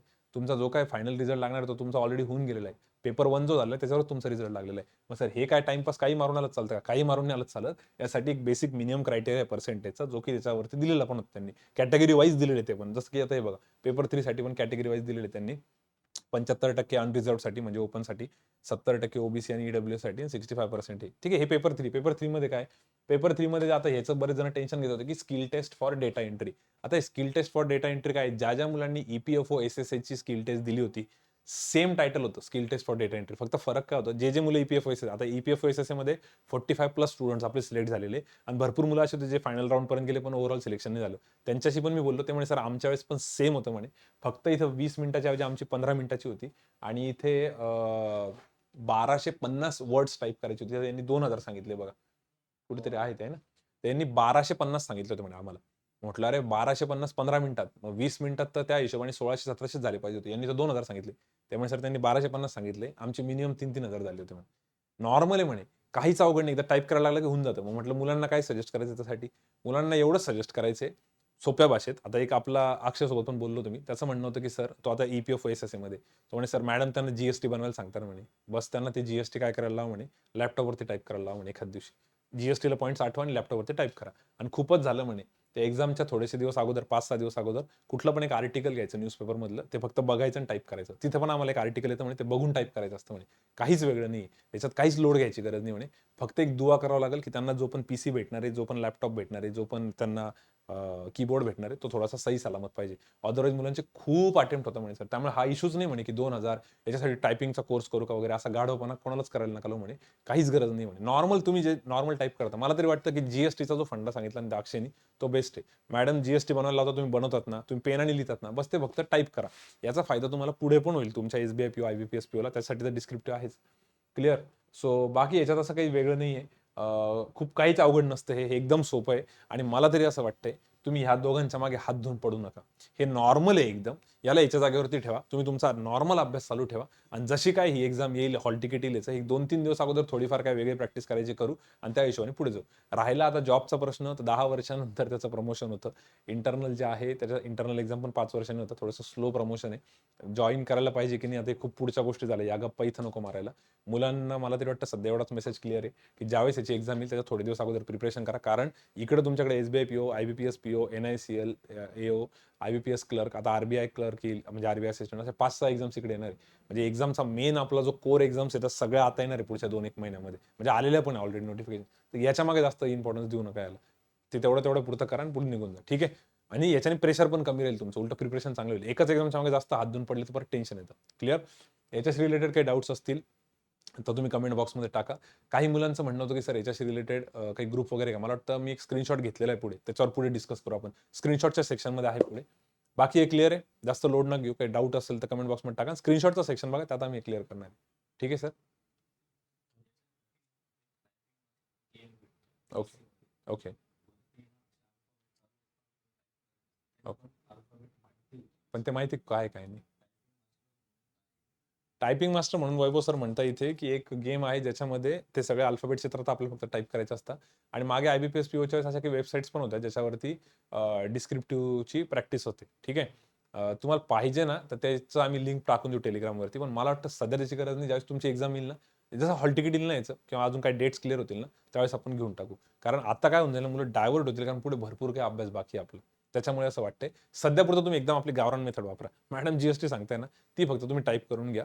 आणि नंतर सरांनी जे सांगितलं, किंवा मला वाटतं सलोनीने मागे आम्हाला एक लिंक दिली होती आयबीपीएस पीओच्या वेळेस, मागच्या वेळेस मॅडमकडे पण आहे ती, तर आम्ही त्यावेळेस टाकू, जशी एक्झाम जवळ येईल त्यावेळेस. आत्ता नको, सध्या तुम्ही डिस्ट्रॅक्ट होऊन जाल. ठीक आहे. तर जास्त टेन्शन नका घेऊच. ओके. बाकी अंकुशने याचा बराच पुढाकार घेतला होता, त्याने मला बरंच सपोर्ट केला याच्यामध्ये. हे सगळे स्क्रीनशॉट्स पाठवले होते. तर अजून काही असेल तर कमेंट बॉक्समध्ये टाकू शकता तुम्ही. ठीक आहे.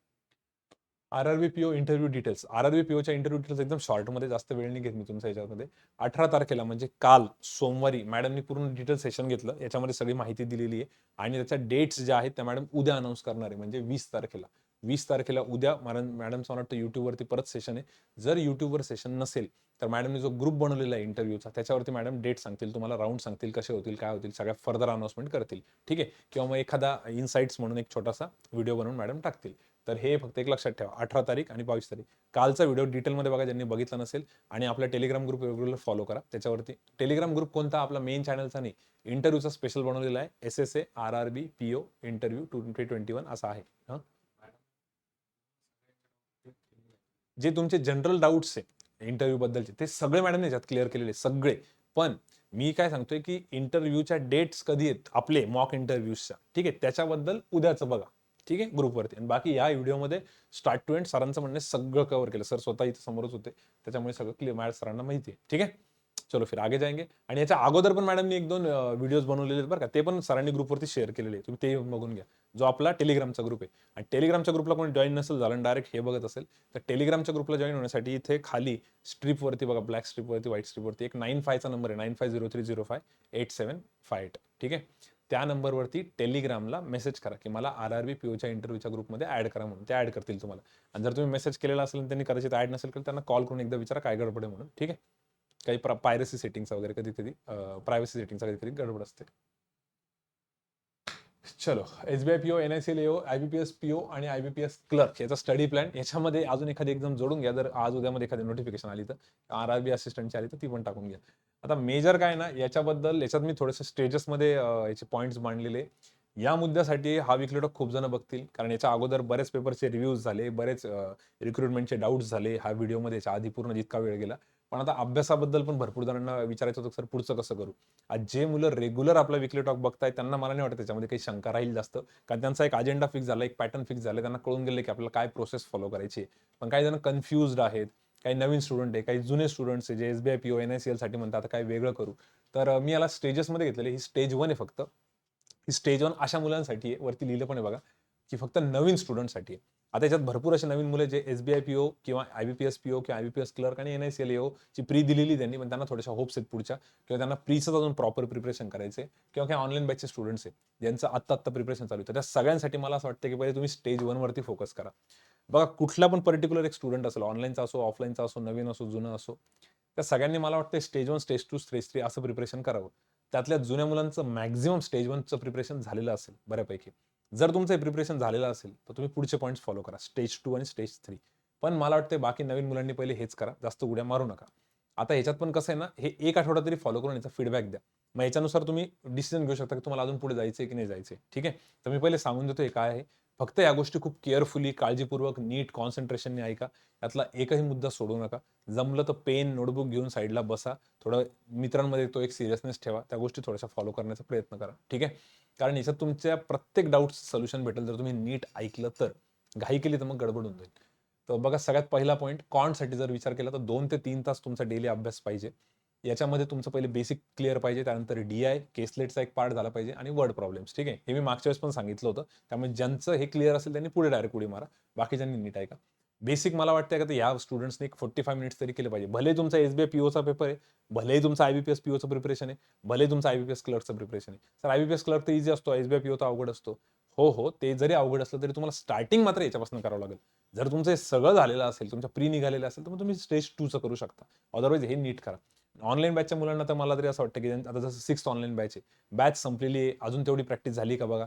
जर तुम्ही म्हटले की हो सर हे आम्ही मागच्या आठवड्यात केले, तर मग तुम्ही स्टेज 2 करा, काही प्रॉब्लेम नाही. पण पहिले हे क्लिअर आहे का एकदा नीट बघून घ्या. ठीक आहे, सो 45 मिनिट्स तुमचं मला वाटतं बेसिकचं प्रिपरेशन पाहिजे. त्याच्यामध्ये तुम्ही कंपॅरिझन ऑफ व्हेरिएबल आणि मिसिंग नंबर सिरीज असं एक 45 मिनिटं प्रॅक्टिस करा. एक 15-15 क्वेश्चन केले तरी चालतं. आणि दुसऱ्या दिवशी मग कंपॅरिझन ऑफ व्हेरिएबलच्या ऐवजी सिम्प्लिफिकेशन घ्या, मिसिंग नंबर सिरीजच्या ऐवजी रॉंग नंबर सिरीज घ्या. तर असं एक 45 मिनिट्स रोज बेसिकची जर प्रॅक्टिस केली, कारण आता NICLचा पेपर देऊन आलोय आम्ही, खूप मुलांनी पेपर दिला, तुम्ही त्यांनाही विचारा. तुम्ही पण खूप जणांनी दिला असेल ना, तुम्ही आठवा वर्ग. तुम्हाला जर अजूनही वाटतं की तुमचा बिलो पार स्कोर आहे त्याच्यामध्ये, किंवा एक ॲव्हरेज स्कोरपेक्षा तुमचा कमीच अटेम्प्ट झालेला आहे, जो तुम्ही अनालिसिसमध्ये सांगितला, तर याचा अर्थ तुम्हाला येत नाही अशातला प्रश्न आहे का? नाही सर आम्हाला येतं. पण ते फास्ट येण्यासाठी काय करावं लागेल? त्याची रेग्युलर कन्सिस्टंटली प्रॅक्टिस करावं लागेल, जे मी आत्ता थोड्या वेळापूर्वी NICL AOच्या याच्यामध्ये मुद्दा मांडला होता हा. हे बघा इथे त्यांना म्हटलं तुम्ही हा पॉईंट पुढे बोलणार आहे की कॉन्स्टंट कंटिन्युअस तुम्हाला प्रॅक्टिस पाहिजे, तर तुमचे हे अटेम्प्ट थोडेसे वाढतील. कारण नॉलेज पॉईंट ऑफ व्ह्यू तुम्हाला येत नाही अशातला प्रश्न नाही, नॉलेज पूर्ण आहे तुमचं. पण त्याचा स्पीड येण्यासाठी तुम्हाला हे बकवास आणि रटाळ टास्क आहे, हे मी मान्य करतो. की काय सर रोज नंबर सिरीज सॉल्व्ह करा, रोज कंपॅरिझन सॉल्व्ह करा. हे बघा ह्या बँकिंगच्या फील्डमध्ये जिथं आपण हे प्रिपरेशन करतोय बँकिंग किंवा गव्हर्नमेंट जॉबसाठी, UPSC MPSC नाही म्हणतो मी, इकडचं म्हणतोय, याच्यात सिलेबस लिमिटेड आहे. पण तोच परत परत परत परत परत परत करावा लागतो स्पीड वाढवण्यासाठी, कारण तुम्हाला माहिती कट ऑफ काय जातं. त्यामुळे तुम्ही तर हे नका विचार करू की यार बेसिक सर माझं झालेलं आहे. झालेलं सगळ्यांचं आहे बे. तुम्हाला एकही क्वेश्चन असा नाही जो पेपरला असा आहे की तो तुम्हाला येत नाही. त्या टाईममध्ये जमला पाहिजे. 20 मिनिटं कसे निघून जातात कळत नाही. त्याच्यामुळे याची प्रॅक्टिस करत राहा. एक 45 मिनिट्स रोज त्याची प्रॅक्टिस झाली पाहिजे. कन्सिस्टंटली झाली पाहिजे. ग्रुपमध्ये करा किंवा कसं इंडिव्हिज्युअली करा, पण ते करा. DI केसलेट मला वाटतं एक 45 मिनिट्स तुमचं चालू पाहिजे. त्या 45 मिनिट्समध्ये तुम्ही एक दिवस 3-4 DI करू शकता. दुसऱ्या दिवशी मग तिथं 3-4 केसलेट करू शकता. असं अल्टरनेटली स्विच करत राहा. पण प्री लेव्हलला जर DI, केसलेट आणि बेसिक आलं, तुमचे तिथंच 20-25 अटेम्प्ट झाले पाहिजे. आणि 20-25 म्हणजे तुम्हाला वर्ड प्रॉब्लेमची गरजच नाही पडली पाहिजे प्रीला. तुमचं एवढं पक्क पाहिजे. खूपच अवघड आला तर तुम्ही वर्ड प्रॉब्लेमकडे जायला पाहिजे. त्यामुळे हे नीट करा. इथं परत असं म्हणू नका सर मला DI आणि केसलेट येतं. अरे जर तुम्हाला येतं तर तेवढं फास्ट येते का पहिले बघा. त्यामुळे त्याची परत परत परत परत प्रॅक्टिस करा. ठीक आहे. सर यासाठी मटेरियल टेलिग्रामवर मरणाचं मटेरियल पडलेलं आहे क्लासच्या याच्यावर. आणि जे पण ऑनलाईनचे स्टुडंट आहेत त्यांच्या बॅचेसमध्ये मी त्यांना भरपूर दिलेलं आहे. ऑफलाईनच्या मुलांकडे तर भरपूर जुने PDF वगैरे पण अवेलेबल असतील. आणि नसेल तर तुम्ही कोणत्या पण क्विजेस देऊ शकता. बँकर्स अड्डा झालं, ऑलिव्ह बोर्ड झालं किंवा ग्रेड अप झालं, याच्यावरती भरपूर रेग्युलर असे टाइम लावून छोट्या क्विजेस असतात. त्याही जर तुम्ही दिल्या तरी चालेल. त्यासाठी मी 30 मिनिट्स वेगळे ठेवले होते. जर त्या क्विजेस नसतील द्यायच्या तर तुम्ही मॉक टेस्ट सिरीज परचेस करा. तर सध्या ऑलिव्ह बोर्डचं पण मला वाटतं चालू आहे, आपल्या चॅनलवरती पण आला असेल मेसेज. तर ते ऑलिव्ह बोर्डच्या मॉक टेस्ट जरी तुम्ही देत राहिले प्री लेवलच्या तरीही चालेल, किंवा त्यातल्या सेक्शनल टेस्ट किंवा ऑलिव्ह बोर्डच्या ॲपमध्ये पण भरपूर असतं बघा डेली बेसिसवर. ऑलिव्ह बोर्डच्या ॲपवर, बँकर्स अड्डाच्या ॲपवर त्यावर तर फ्री पण असतं बरंचसं. पण हे एक सेक्शनल टेस्ट का होईना तुम्ही देऊ शकता. जसं तुम्हाला असं वाटतंय सर कॉन्टचे मग मी फक्त कॉन्टची देऊन बघू का 20 मिनिटं, हां तसेही देऊन बघा. कारण हे बघा मी परत परत सांगतो, यातलं तुम्हाला नॉलेज नाही अशातला प्रश्न नाही. पेपर खूप सोपा असतो ॲक्च्युअल पेपर पण. फक्त हे तुम्हाला फास्ट जमलं पाहिजे. त्यासाठी प्रॅक्टिस प्रॅक्टिस प्रॅक्टिस एकमेव सोल्युशन आहे. त्याच्यामुळे काही मुलांना असं वाटेल सर मला स्टेज 1 येते. अरे पण तुमचे 60 अटेम्प्ट होत नाही तिथे, आणि कसं काय स्टेज 1 येते तुम्हाला? स्टेज 1 येत असेल तर तुमच्या प्री आरामात निघालेलं पाहिजे. हे सरळ सरळ स्टेज 1 म्हणजे प्रीचा पेपर आहे. प्री निघालेली पाहिजे. ठीक आहे. आणि एवढं करून जर वेळ भेटतोय तुम्हाला, की आता 45-25 मिनिटं म्हणजे 1.5 तास आणि 30 मिनिट्स म्हणजे 1-2 तास झाले तुमचे. हे 2 तास जर झाले तर मग तुम्ही नंतर वर्ड प्रॉब्लेमला 1 तास डेली द्यायला पाहिजे. ठीक आहे. ही स्टेज 1चा हा एंड आहे समजा, शेवटचा. कारण 60 मिनिट्समध्ये काय तुमच्या अराउंड 20 क्वेश्चन्स तर डेली होतीलच. सर पण आम्ही वर्ड प्रॉब्लेमचे टॉपिक्स करू कसं? मी मागे पण बोललो, तर परत सांगतो. एजस, पार्टनरशिप हे 2 टॉपिक खूप छोटे टॉपिक्स आहे आणि बऱ्यापैकी एका मार्कला विचारता. किंवा बोर्ड्स अँड स्ट्रीमचा पण एखाद क्वेश्चन राहतोच, टाइम अँड वर्कचा पण राहतो. तर हे टाइम अँड वर्क जस्ट एक इंटरेस्टिंग टॉपिक आहे म्हणून म्हटलं. अदरवाईज तुम्ही मग profit loss, permutation combination, mixer allegation, अजून कुठला घ्यायचा तुम्हाला, सिंपल इंटरेस्ट कंपाऊंड इंटरेस्ट तुम्ही घेऊ शकता. पण शक्यतो मुलं याला प्रेफरन्स देतात म्हणून मी हे 4 टॉपिक लिहिले. याच्यापासून स्टार्ट करा. आणि जे ऑनलाईन बॅचचे स्टुडंट आहेत त्यांना तर माहिती आहे, कॉन्सेप्ट बुस्टरच्या ग्रुपवरती राम सर सगळं घेत आहे. बस त्यालाही जरी फॉलो केलं तरी चालेल, तोही ग्रुप व्यवस्थित केला तर चालेल. किंवा तुमच्यापैकी जर कोणी नॉन SSC असेल किंवा क्लासचेच आहेत पण जुने आहेत, मग तुम्ही तुमचा एक ग्रुप बनवा आणि ग्रुपमध्ये एक टॉपिक 3-3, 4-4 दिवस प्रॅक्टिस करत राहा. डेली मला वाटतं 1 तास द्यायला काहीच हरकत नाही. याच्याने तुमचे प्रिपरेशन होईल. कारण आता बघा, जरी नाही म्हटलं तरी अजून तुमच्याकडे 1-1.5 महिना आहे थोडंसं या वर्ड प्रॉब्लेमला अजून कम्पेअर करायला. तर एक आठवड्यात जर तुम्ही 1-1, 2-2 टॉपिक जरी केले, एक टॉपिक जरी म्हटला तरी 4-5 पक्के टॉपिक तर होऊनच जातील. तेवढे मार्क्स भेटतील. एजस पार्टनरशिपला खरं तर 3-3च दिवस लागतील. याला थोडे जास्त दिवस देऊ शकतो आपण. बरोबर? सो हा एक मला वाटतं स्टेज 1चा तुमचा कॉन्टचा पॅटर्न झाला. आता कॉन्ट सोबत बाकीचं कसं करायचं बघा. पण कॉन्टचे एक 2 ते 3 तास मी दिलेले. जर खूपच वेळ कमी असेल तर इथपर्यंतच करा. एवढे 2 तासाचं केलं तरी चालतं. आणि वेळ जास्त असेल तर मग तुम्ही याला ॲड करू शकता. जर बिगिनर असेल खूपच तर इथपर्यंतच करा. बिगिनर नसेल तर मग एवढं तर ॲड केलंच पाहिजे. आणि हे पण तुम्हाला जर हेवी जात असेल, तर मग तुम्ही एकच गोष्ट एक दिवस करू शकता. पण मला नाही वाटत अरे हे हेवी जायला पाहिजे. एवढं तर केलंच पाहिजे. आम्ही तर ब्लायसमध्ये मुलांना तर तिन्ही गोष्टी रोज सांगितलेल्या आहे. कंपॅरिझन पण, नंबर सीरीज पण, सिम्प्लिफिकेशन पण. पण आता कसं आहे, बॅच झालेली आहे, परत करायला बोर होतं. तर मग म्हणून मग त्याला थोडंसं अल्टरनेटली मिक्स करा. स्पेशली 6th ऑनलाईन बॅचवाले जे हे सगळं ऐकताय, त्यांचं हे सगळं झालेलं आहे का बघा. तुम्हाला मी पूर्ण शेड्यूल बनवून दिलं होतं. जर तुमचंही झालेलं असेल तर तुम्ही इथे मूव्ह ऑन केलं पाहिजे. थांबा, एकदा हे लॉजिकचं आहे ॲक्च्युअली. पहिले हे ऐकून घ्या. स्टेज 1च चालू आहे. स्टेज 2 पुढच्या स्लाईडवर आहे. तर स्टेज 1 मध्येच बघा आता LR साठी काय 2 ते 3 तास केलं पाहिजे तुम्ही. 1 तास मला वाटतं रोज तुम्ही तुमच्या हिशोबाने 1 तास आज ब्लड रिलेशन करा, उद्या उद्या सिलॉजिझम्स करा, परवा 1 तास तुम्ही ब्लड रिलेशन करा किंवा मग इनइक्वॅलिटी करा, त्यानंतर सिलॉजिझम करा, कोडिंग डिकोडिंग करा. असं वेगवेगळा एक टॉपिक 1 तास तुम्ही तुमचं सेल्फ करू शकता. आणि 2 तास बस यश सरांसोबत तुम्ही चुपचाप करा. टेलिग्रामवर सर जेवढं घेताय. यात भरपूर नवीन मुलांची कंप्लेंट येईल की सर ते खूप फास्ट होतं, आम्हाला वेळ लागतो वगैरे. तुम्ही सरांशी पर्सनली बोला, सर तुम्हाला एक्सपिरियन्स सांगतील की असं खूप मुलांचं होत होतं. आत्ता मागे आपण क्रॉनिकल्स ऑफ ट्रायम्फ बघितलं होतं मयूर जाधवचं. तो पण म्हणत होता की सर माझं एक पझल सॉल्व्ह होईपर्यंत पोरांचे 4-4, 5-5 पझल, 4-4 टास्क व्हायचे म्हणे सुरुवातीला. नंतर त्याच्यावर मी मेहनत घेतली म्हणे. नंतर कळालं की नाही यार हे होऊ शकतं, पळून काही फायदा नाही. त्याच्यामुळे हे प्लीज करा यस सरांसोबत लॉजिकचं. हे जे मुलं करत नसतील पहिले स्वतःला आरशासमोर वरून चेक करा की खरंच मी लॉजिकचं 2 तास करतोय का आणि मला त्यातलं किती येतंय. एक इमानदारीने करा तुम्ही. सरांसोबत बोलून बघा याच्याबद्दल. इंग्लिशसाठी चुपचाप मॅडम जे सांगतात ते 2-3 तास फॉलो करा. मॅडमनी जे पण स्ट्रॅटेजी, जे पण शेड्यूल तुम्हाला दिलेलं आहे ते मॅडम क्वेस्टपॉडमध्ये पण देतात, सॅटर्डेला पण देतात. मॅडमला मला वाटतं तुम्ही हे मॅडमचं डिपार्टमेंट आहे, इथं मी जास्त काही बोलत नाही. पण ते मात्र करा. त्याचे फायदे खूप आहेत मुलांना. त्याच्याबद्दल मी तुम्हाला स्क्रीनशॉट काढलेला आहे आज एक, पुढे सांगतो. त्यानंतर जनरल अवेअरनेस. याच्यासाठी मात्र 1.5 ते 2 तास तुम्ही देतच राहा. आता काही मुलं म्हणतील, "सर आमचा अजून प्रीचाच पत्ता नाही."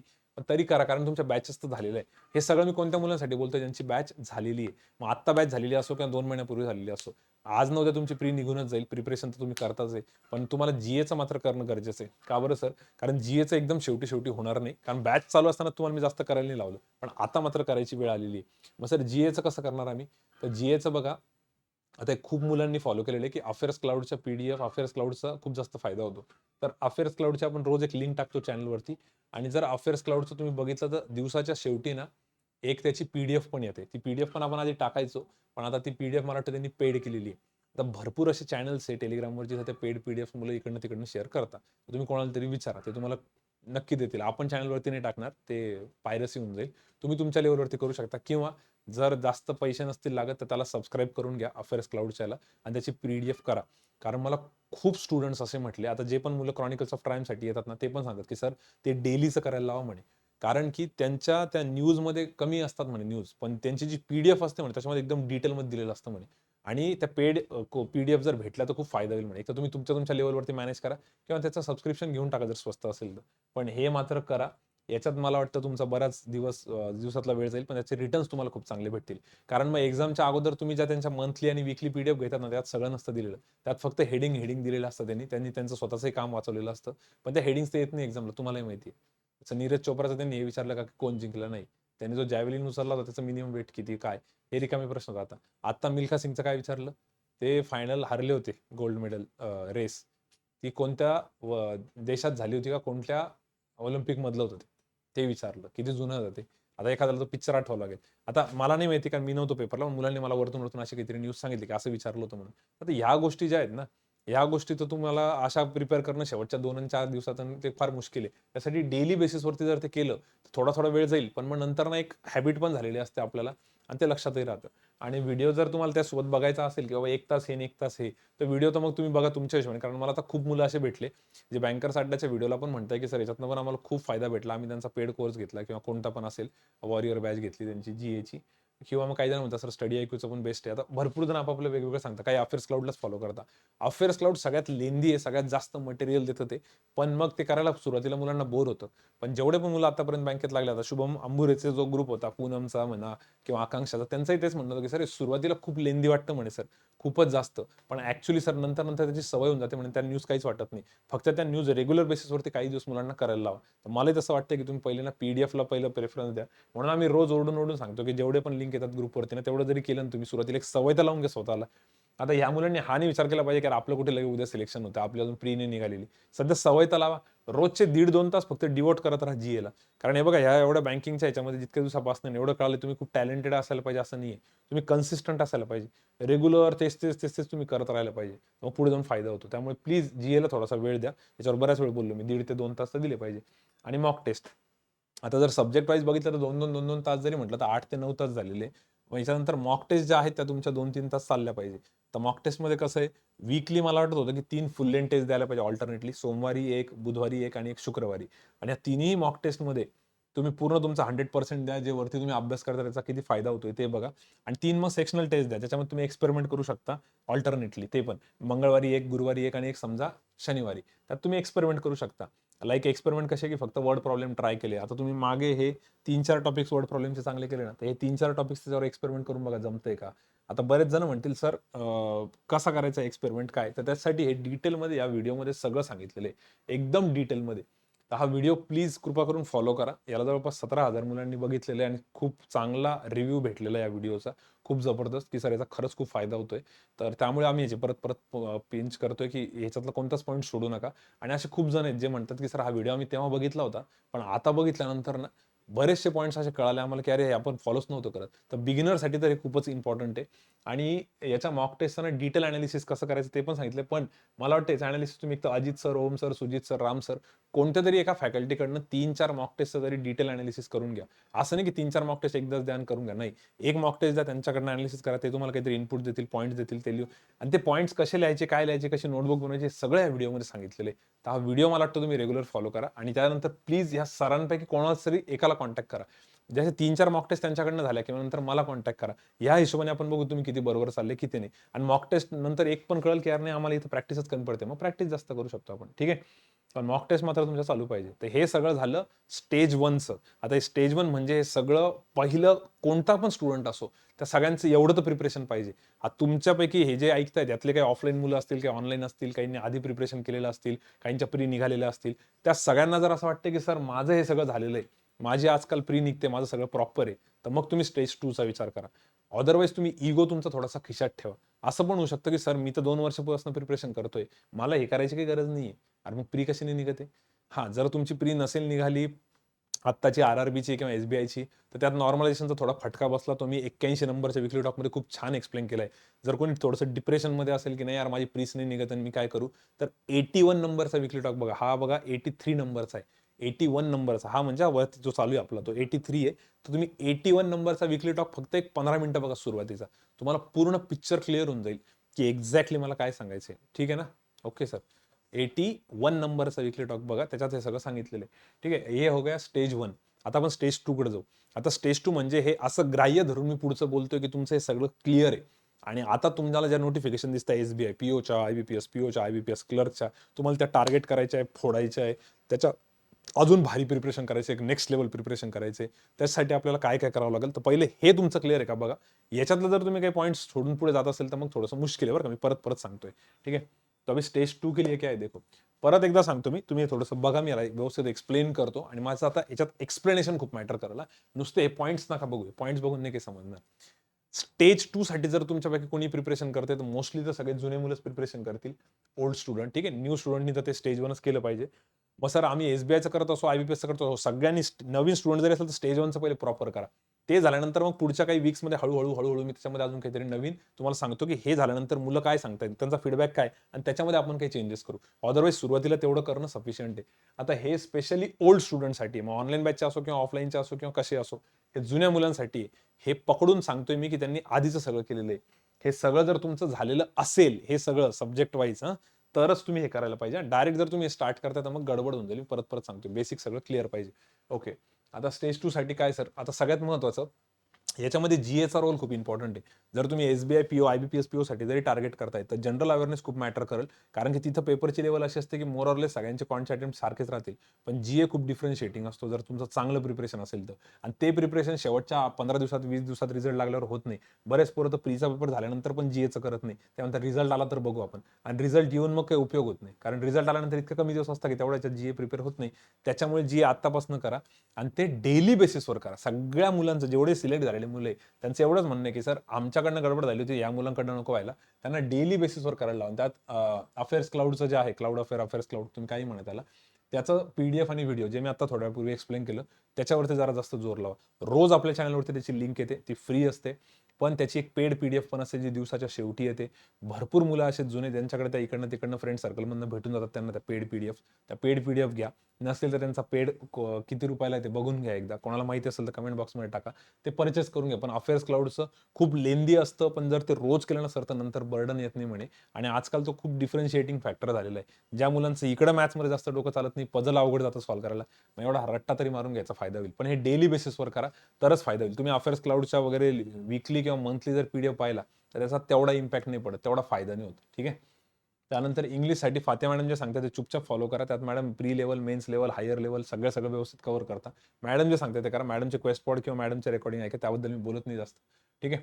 LR साठी लाईव्ह सेशन. आता बघा, आता ज्यांची स्टेज 1 आहे त्यांना पण सांगितलं आपण LR साठी लाईव्ह सेशन करा आणि ज्यांची स्टेज 2 आहे त्यांना पण सांगितलेलं आहे.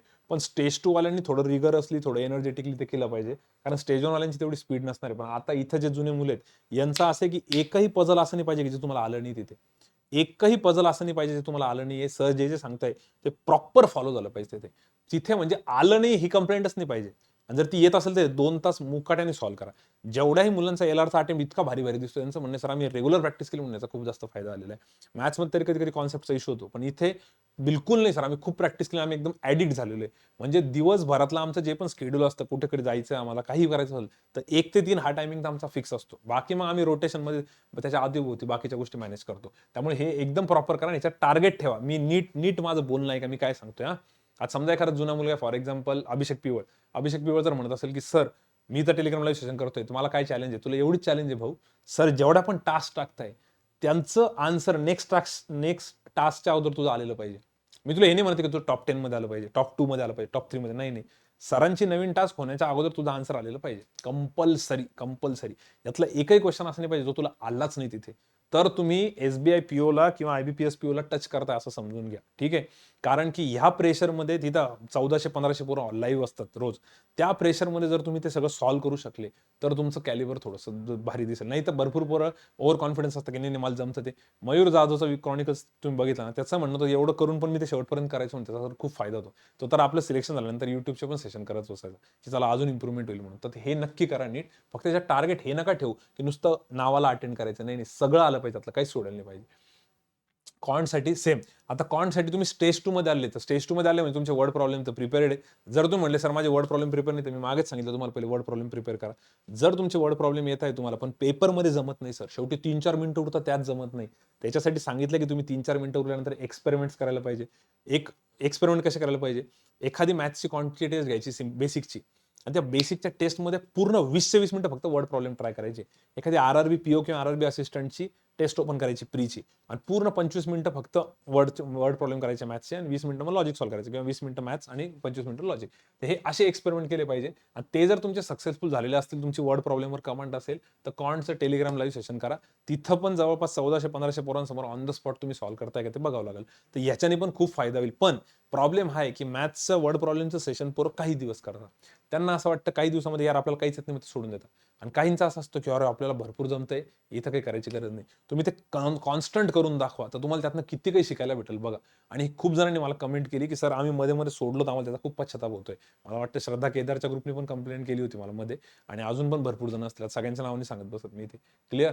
तर ही एक गोष्ट करा. या 2 गोष्टींना जरी तुम्ही ॲडिक्ट झाले, सिमिलरली इंग्लिशचा तर मी स्क्रीनशॉट दाखवतो तुम्हाला पुढे याच्यामध्ये. तर ह्या गोष्टी तुमच्या डेली बेसिसवर झाल्या पाहिजे. आता बघा SBI PO, IBPS PO जरी क्रॅक करायचे, लेवल खूप जास्त आहे किंवा NICL इन्शुरन्स, NICL AO साठी पण मुलं विचारत असेल.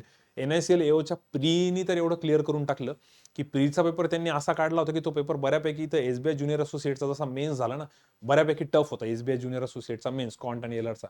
तसं मला वाटतंय, की बऱ्यापैकी तसं टफ RRB POचा नव्हता. RRB POचा सोपा होता बरं का. SBI ज्युनियर असोसिएटचा कॉन्ट आणि एलआर बऱ्यापैकी टफ होता. मला वाटतं तशी काहीतरी लेवल ना NICL AO साठी पण राहू शकते. मग सर त्यासाठी काय करावं लागेल? पहिली गोष्ट त्यासाठी तुम्ही रेग्युलर प्रॅक्टिसमध्ये पाहिजे, एकदम रेग्युलर. आणि ती प्रॅक्टिस मला वाटतं तुम्ही इथून ॲडिक्शन होऊ शकतं तुम्हाला. ते ॲटलीस्ट तुम्ही एक आठवडाभर तरी ह्या सगळ्या प्रोसेसला फॉलो करत राहा. मग पुढे जाऊन कसं काय अजून उड्या मारायच्या आपण बघू. तसं तर मी पुढे लिहिलेलंच आहे. बट स्टिल पहिले हे एक टार्गेट ठेवा. ॲटलीस्ट एवढा आठवडा तरी. मग तुमचे फीडबॅक येऊन आपण त्यामध्ये हळूहळू चेंजेस करू शकतो. ठीक आहे. पण हे पूर्ण एकदम इमानदारीने पाहिजे. याच्यामध्ये काहीच नाटक नाही पाहिजे.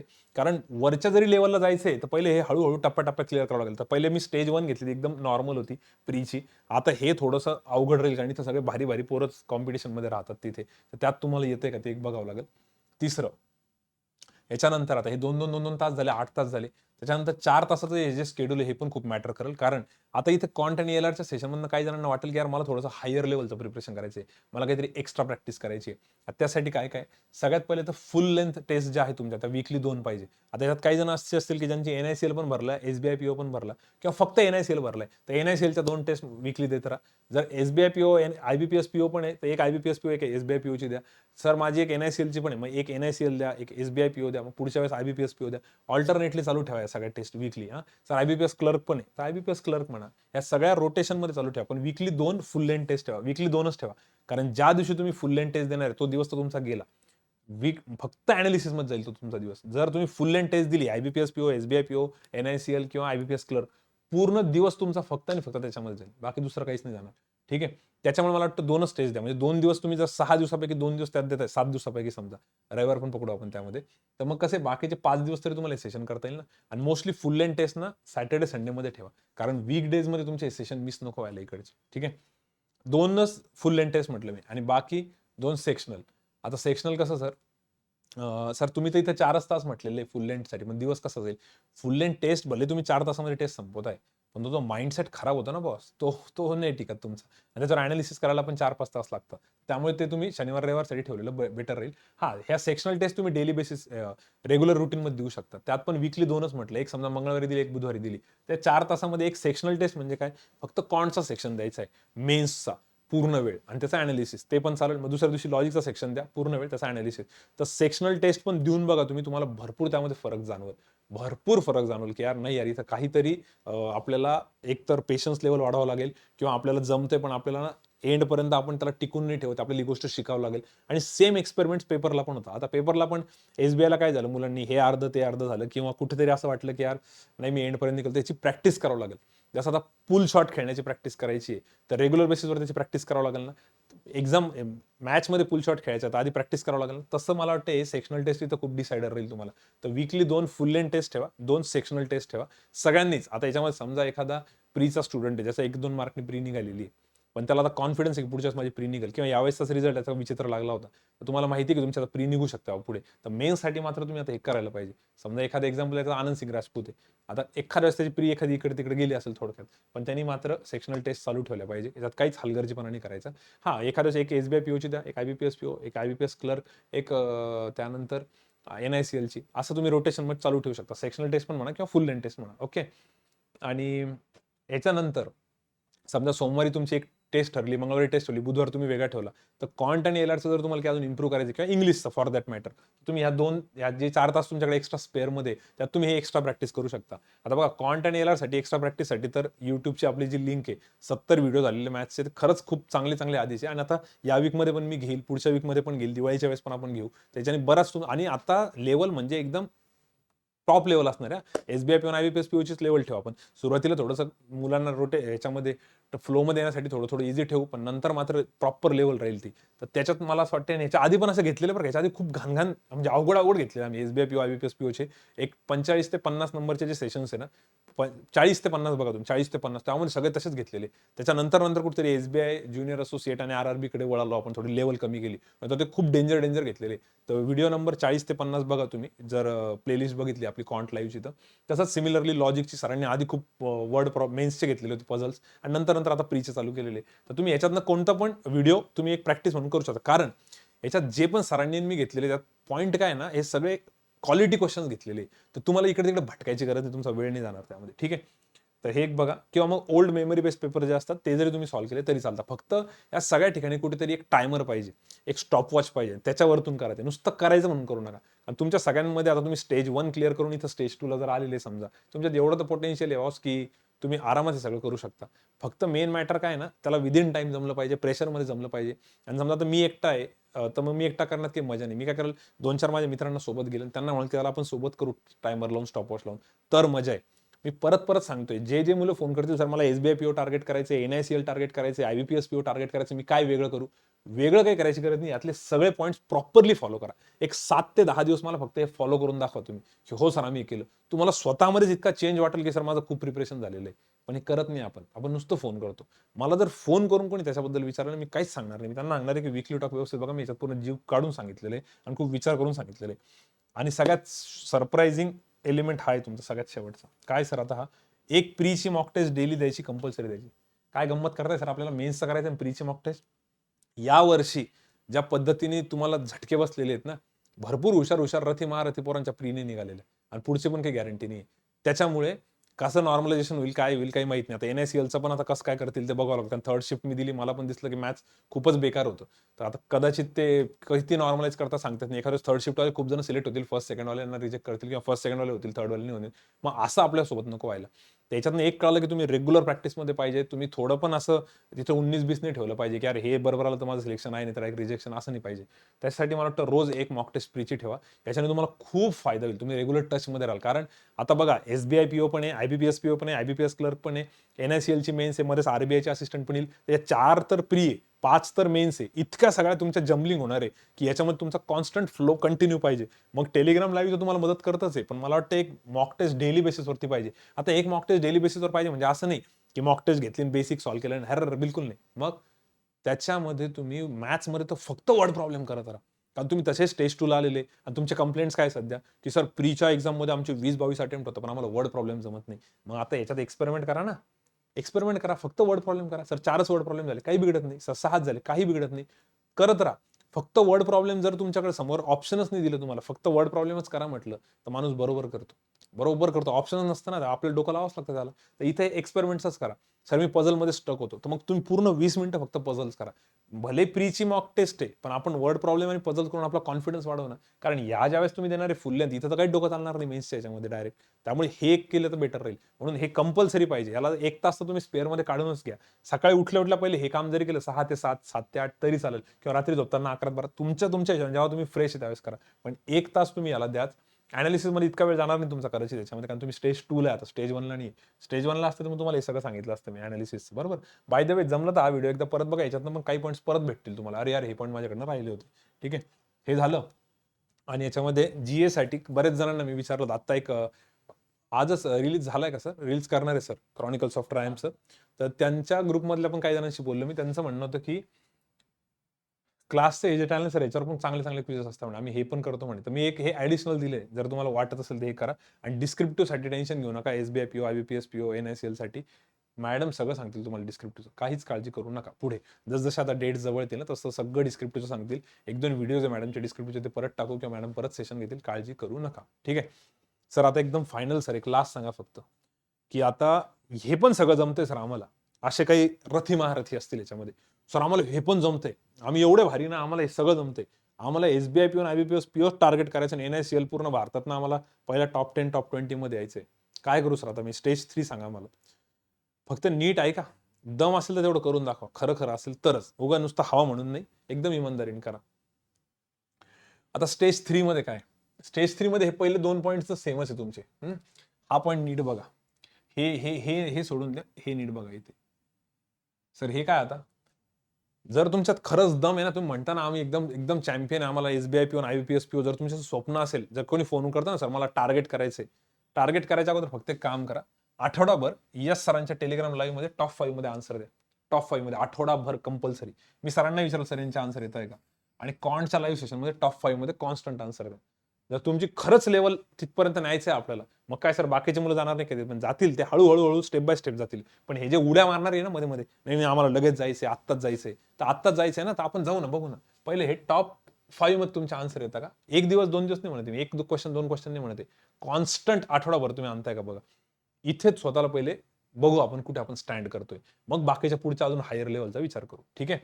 त्याच्यानंतर 4 तासाचं जे शेड्यूल आहे त्याच्यामध्ये तुम्ही तुमच्या सेक्शनल टेस्ट वाढवू शकता. सेक्शनल टेस्ट वाढवू शकता. तुम्ही मग सेक्शनल टेस्ट 4 द्या.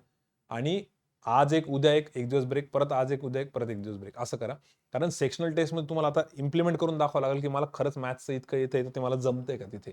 एका लेंथपर्यंत मी त्याला सॉल्व्ह करतोय का? तर इथे हे थोडंसं शेड्यूल वेगळं राहील. 2 फुल लेंथ टेस्ट तर बरोबरच आहे. आणि YouTube जे आपलं लाईव्ह सेशन राहील ते प्रॉपर लाईव्ह करायचं. त्याच्यामध्ये पण तुम्ही टॉप 5 मध्ये आन्सर देऊन दाखवा मला. जर तुमच्यात खरंच तेवढं पोटेन्शियल आहे ना, जसं मयूर जाधव करायचा ना, म्हणजे मयूर जाधव SBI PO झाला. आता भरपूर जण आहेत तशा. मी जसं जस्ट आताच एक्झाम्पल म्हणून देतो. त्याचे आन्सर नेहमी इकडे राहायचे आणि त्याचे आन्सर YouTubeला पण इथं राहायचे. तुम्हाला नोटीस होत असेल बघा किंवा जुने व्हिडिओ बघा, त्यात मी त्याचं नाव खूप वेळेस घेतलेलं. त्यावेळेस त्याचं सिलेक्शन झालं पण नव्हतं, जस्ट होणार होतं. पण ते त्यावेळेसपासून त्याच्या लक्षणं दिसत होते. त्यामुळे हे एक तुम्हाला समजू शकतं, की यार खरंच जर आपल्याला तिथपर्यंत जायचं ना, तर आपल्याला पहिले इथं फोडून काढावं लागेल. कारण हे प्रेशर सिच्युएशन्स आहे. तुम्ही असं ऑफलाईन एकट्याने कितीही केलं त्यात काही मजा नाही. तुम्ही 4-5 जणांचा ग्रुप घ्या आणि त्याच्यामध्ये टॉपला येऊन दाखवा. रेग्युलर मॉक टेस्ट द्या. तसं करू शकता. हे तर मागच्या ह्याच्यासारखं इथं पण आहे कंपल्सरी. हा जो पॉईंट मी मागे सांगितला होता तो पॉईंट इथे पण आहे. तर याच्यानंतर तुमची एक थर्ड स्टेज, हायस्ट स्टेज राहणार आहे. पण मला वाटतं 90% क्राऊड तर इथंच असणार आहे. ज्यांना वाटतं आपण लय भारी, त्यांनी फक्त इथं टॉप 5 मध्ये येऊन दाखवा. काही तुम्हाला वेगळं करायची गरज नाही. एवढं जरी केलं तर आम्ही तुम्हाला मानून जाऊ की हा भैया इनमें सही में पोटेन्शियल आहे. आणि जे इथे येत असतील ना, त्यांचा पेपर तिथं तसाही भारी जात असणार, त्यांना गरजच नाही काही. ठीक आहे. आता याच्यामध्ये काही जणांना असं वाटेल की सर याच्यात नवीन काय करायचं होतं. हो, नवीन काय करायचं होतं बघा. याच्यामध्ये जर तुम्हाला एक नवीन काही करायचं आहे, तुम्ही एक छोटासा तुमचा 4-5 जणांचा ग्रुप बनवा आणि त्याच्यामध्ये 1 तास तुम्ही आता याच्यात क्रिटिकल रिझनिंग तुम्ही चालू करू शकता. आज क्रिटिकल रिझनिंग केलं, दुसऱ्या दिवशी डेटा सफिशियन्सी, तिसऱ्या दिवशी डेटा सफिशियन्सी, एकदा कॉन्टचं घ्या, एकदा लॉजिकचं घ्या. तर हे 1 तासामध्ये ना ही एक प्रॅक्टिस फक्त चालू ठेवा. 1 तास, आज 1 तास क्रिटिकल रिझनिंगचे 10 क्वेश्चन केले, ते डिस्कस करा. आज डेटा सफिशियन्सी 10 क्वेश्चन केले, डिस्कस केलं, त्याला अप्रोच काय, ओरली कसं केलं, पेन का नाही चालवला, कसं. तर हे तुम्ही एक ऍडिशनल करू शकता, जे तुम्हाला पुढे फायद्याचं राहील IBPS PO आणि SBI PO ला. जर तुमच्याकडे तिथे IBPS PO आणि SBI PO ला वेळ उरला आणि काहीच नाही करायला, किंवा बाकीची सगळी जनता जी करते ते झालेलं आहे, तर मग तुम्ही इथं कुठेतरी एखाद दोन क्वेश्चन एक्स्ट्रा अटेम्प्ट करू शकता. तिकडे एक क्वेश्चन म्हणजे 2-2 मार्क्स आहे. मॅथ्समध्ये 35 क्वेश्चन येतात SBI PO ला, त्यातले 25 क्वेश्चन 2-2 मार्क्सचे असतात. डायरेक्ट डबल मार्क्स येतात. आणि 10 क्वेश्चन असतात ते एका मार्क्सचे असतात. त्यामुळे तिथं जर का असं एखादा जॅकपॉट लागला तुमचा, तर खूप फायदा होईल. तर तुम्ही हे एक ऍडिशनल एक्स्ट्रा करू शकता ग्रुपमध्ये 1 तास. असं मला मागे आठवतं की 1 तासचा ग्रुप करायचा असा, किंवा अजून बाकीचे पण ग्रुप करत असेल. आता दिग्विजयचा ग्रुप अजून काय करतोय माहित नाही, पण हे सगळं तुम्ही ग्रुपमध्ये हळूहळू थोडं थोडं चालू करा. जर तुमची लेवल तिथपर्यंत जात असेल थर्ड, तर अदरवाईज हेच बरोबर आहे आपलं. ठीक आहे. फक्त याच्यामध्ये यार मला काय म्हणायचं माहिती का, आता मी अशा खूप मुलांना ओळखतोय ज्यांच्यात पोटेन्शियल आहे, ज्यांना कोणते क्वेश्चन दिलं येईल, फक्त त्यांना एक्झिक्युशन शिकायचंय. प्रेशरमध्ये त्या मोमेंटला आलं पाहिजे. आता अजून एक chronicles of Triumph madam record केलाय दिवाळीच्या अगोदर, तो पण रिलीज होऊन जाईल किंवा या सॅटर्डे संडेला होईल. त्यात त्या मुलीचं काय म्हणणं आहे, मी नाव नाही सांगत, तिचं असं म्हणणं होतं की सर मागचे 2 वर्ष तर असं झाले म्हणे, तिने तर बाप इतकं डेंजर सांगितलं. 2019 2019 जे वर्ष होतं म्हणे सर, माझ्या सगळ्या मेन्स ज्या होत्या म्हणे सर, सगळ्या मेन्स अर्धा एक मार्कने गेलेल्या होत्या. ठीक आहे. एक तर लीड कमी पडली, इंटरव्ह्यू देऊन आली, पण अर्धा एक म्हणजे फायनल सिलेक्शन जे तिचं अर्धा एक मार्कने गेले फायनल सिलेक्शन, बरं का. असं अवस्था झाली होती म्हणजे सर, येतं सगळे, पण तिथं जाऊन काय होतं काय माहिती, प्रेशर येऊन जातो. मग त्याला कसं टॅकल करावं, तर मग त्याच्यासाठी त्याला टॅकल करण्यासाठी या सगळ्या याच्यामध्ये उतरा आणि एक्झिक्युशनचा विचार करा. कारण अजूनही तसंच होतं मुलांचं, इथं सगळं जमतं तिथं जमत नाही. मग त्यासाठी पण ऍक्च्युली हे पुढचा पॉईंट ठेवलेलाच होता खरं तर. हा पॉईंट याच्यावरती येतोच मी. पहिला हा पॉईंट बघून घ्या की मला हे तुम्हाला काय सांगा वाटतंय की तुम्ही लाईव्ह मध्ये पार्टिसिपेट करा. आता ऑफलाईन मध्ये काय व्हायचं, ज्यावेळेस मुलं मॉक टेस्ट द्यायचे ना, तर एखाद्याला बाजूला उभं करून द्यायचो आपण, किंवा तो टेस्ट देतो ना, तू बघ बरं जरा तो कसं टेस्ट देतोय. त्याच्यावरनं कळायचं कारण नाही यार, असं केलं पाहिजे, असं पण आहे. आणि एक प्रेशर यायचं मुलांना. तर आता तुमच्यासाठी प्रेशर सिच्युएशन काय, टेलिग्राम लाईव्ह मध्ये दिवसेंदिवस मुलं वाढताय. 1500 मुलं जर लाईव्ह आहे तिथे, तर त्याच्यावरनं प्रेशर येईलच ना. एवढ्या सगळ्यांमध्ये टॉपला आन्सर देणं काही जोक नाहीये, फक्त रूल्स अँड रेग्युलेशन फॉलो करून. तर ह्या गोष्टींमध्ये मला असं वाटतं थोडंसं तुम्ही इम्प्लिमेंटेशनवर विचार करा. आणि जे मी तुम्हाला इथं बोललो ना, हे 4 सेक्शनल टेस्ट किंवा 2 वीकली किंवा इथे ह्याच्यात पण फक्त ट्राय करा की तुम्ही त्याला पूर्ण तुमच्या पोटेन्शियलने ओढताय का, आणि 100% अॅक्युरेसी ठेवताय का. इथून या गोष्टी हळूहळू शिकण्यासारख्या आहे. या गोष्टी एकदम अचानक त्या दिवशी होणार नाही, त्या दिवशी बिलकुल होणार नाही, तिथे थोडीशी गडबड होऊन जाईल. त्यामुळे आत्तापासून हळूहळू त्याला ट्राय करा.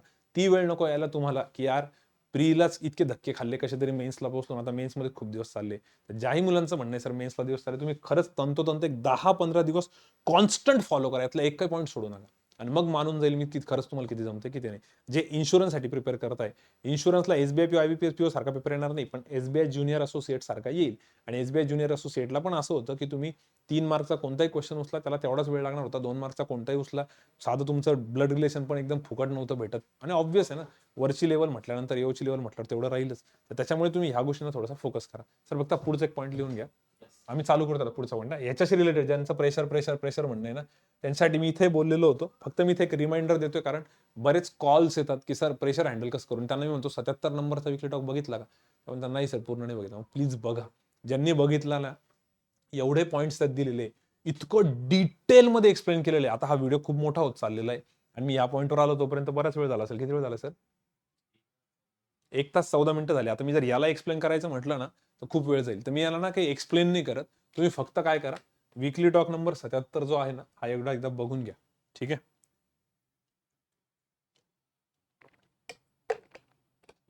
याच्यातही पूर्ण वीकली टॉक बघायची गरज नाहीये.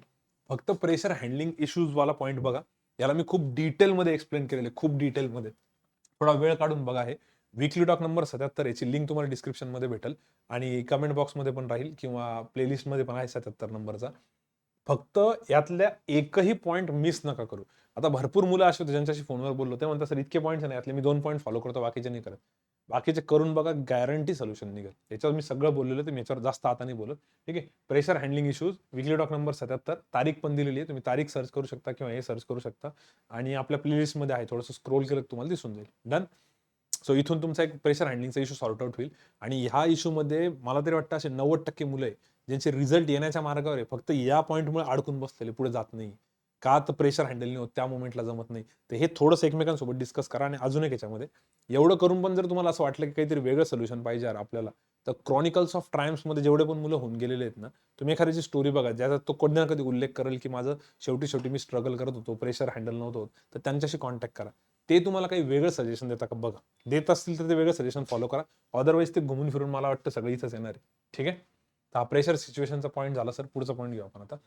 ये देखो, स्क्रीनशॉट आणि फीडबॅकचा पॉईंट आहे हा. तर स्क्रीनशॉट्स दिले होते मुलांनी काही, ते पटापटा पटापटा बघून घेऊ. तर मला पण माझ्या मोबाईलमध्ये बघावं लागेल ना.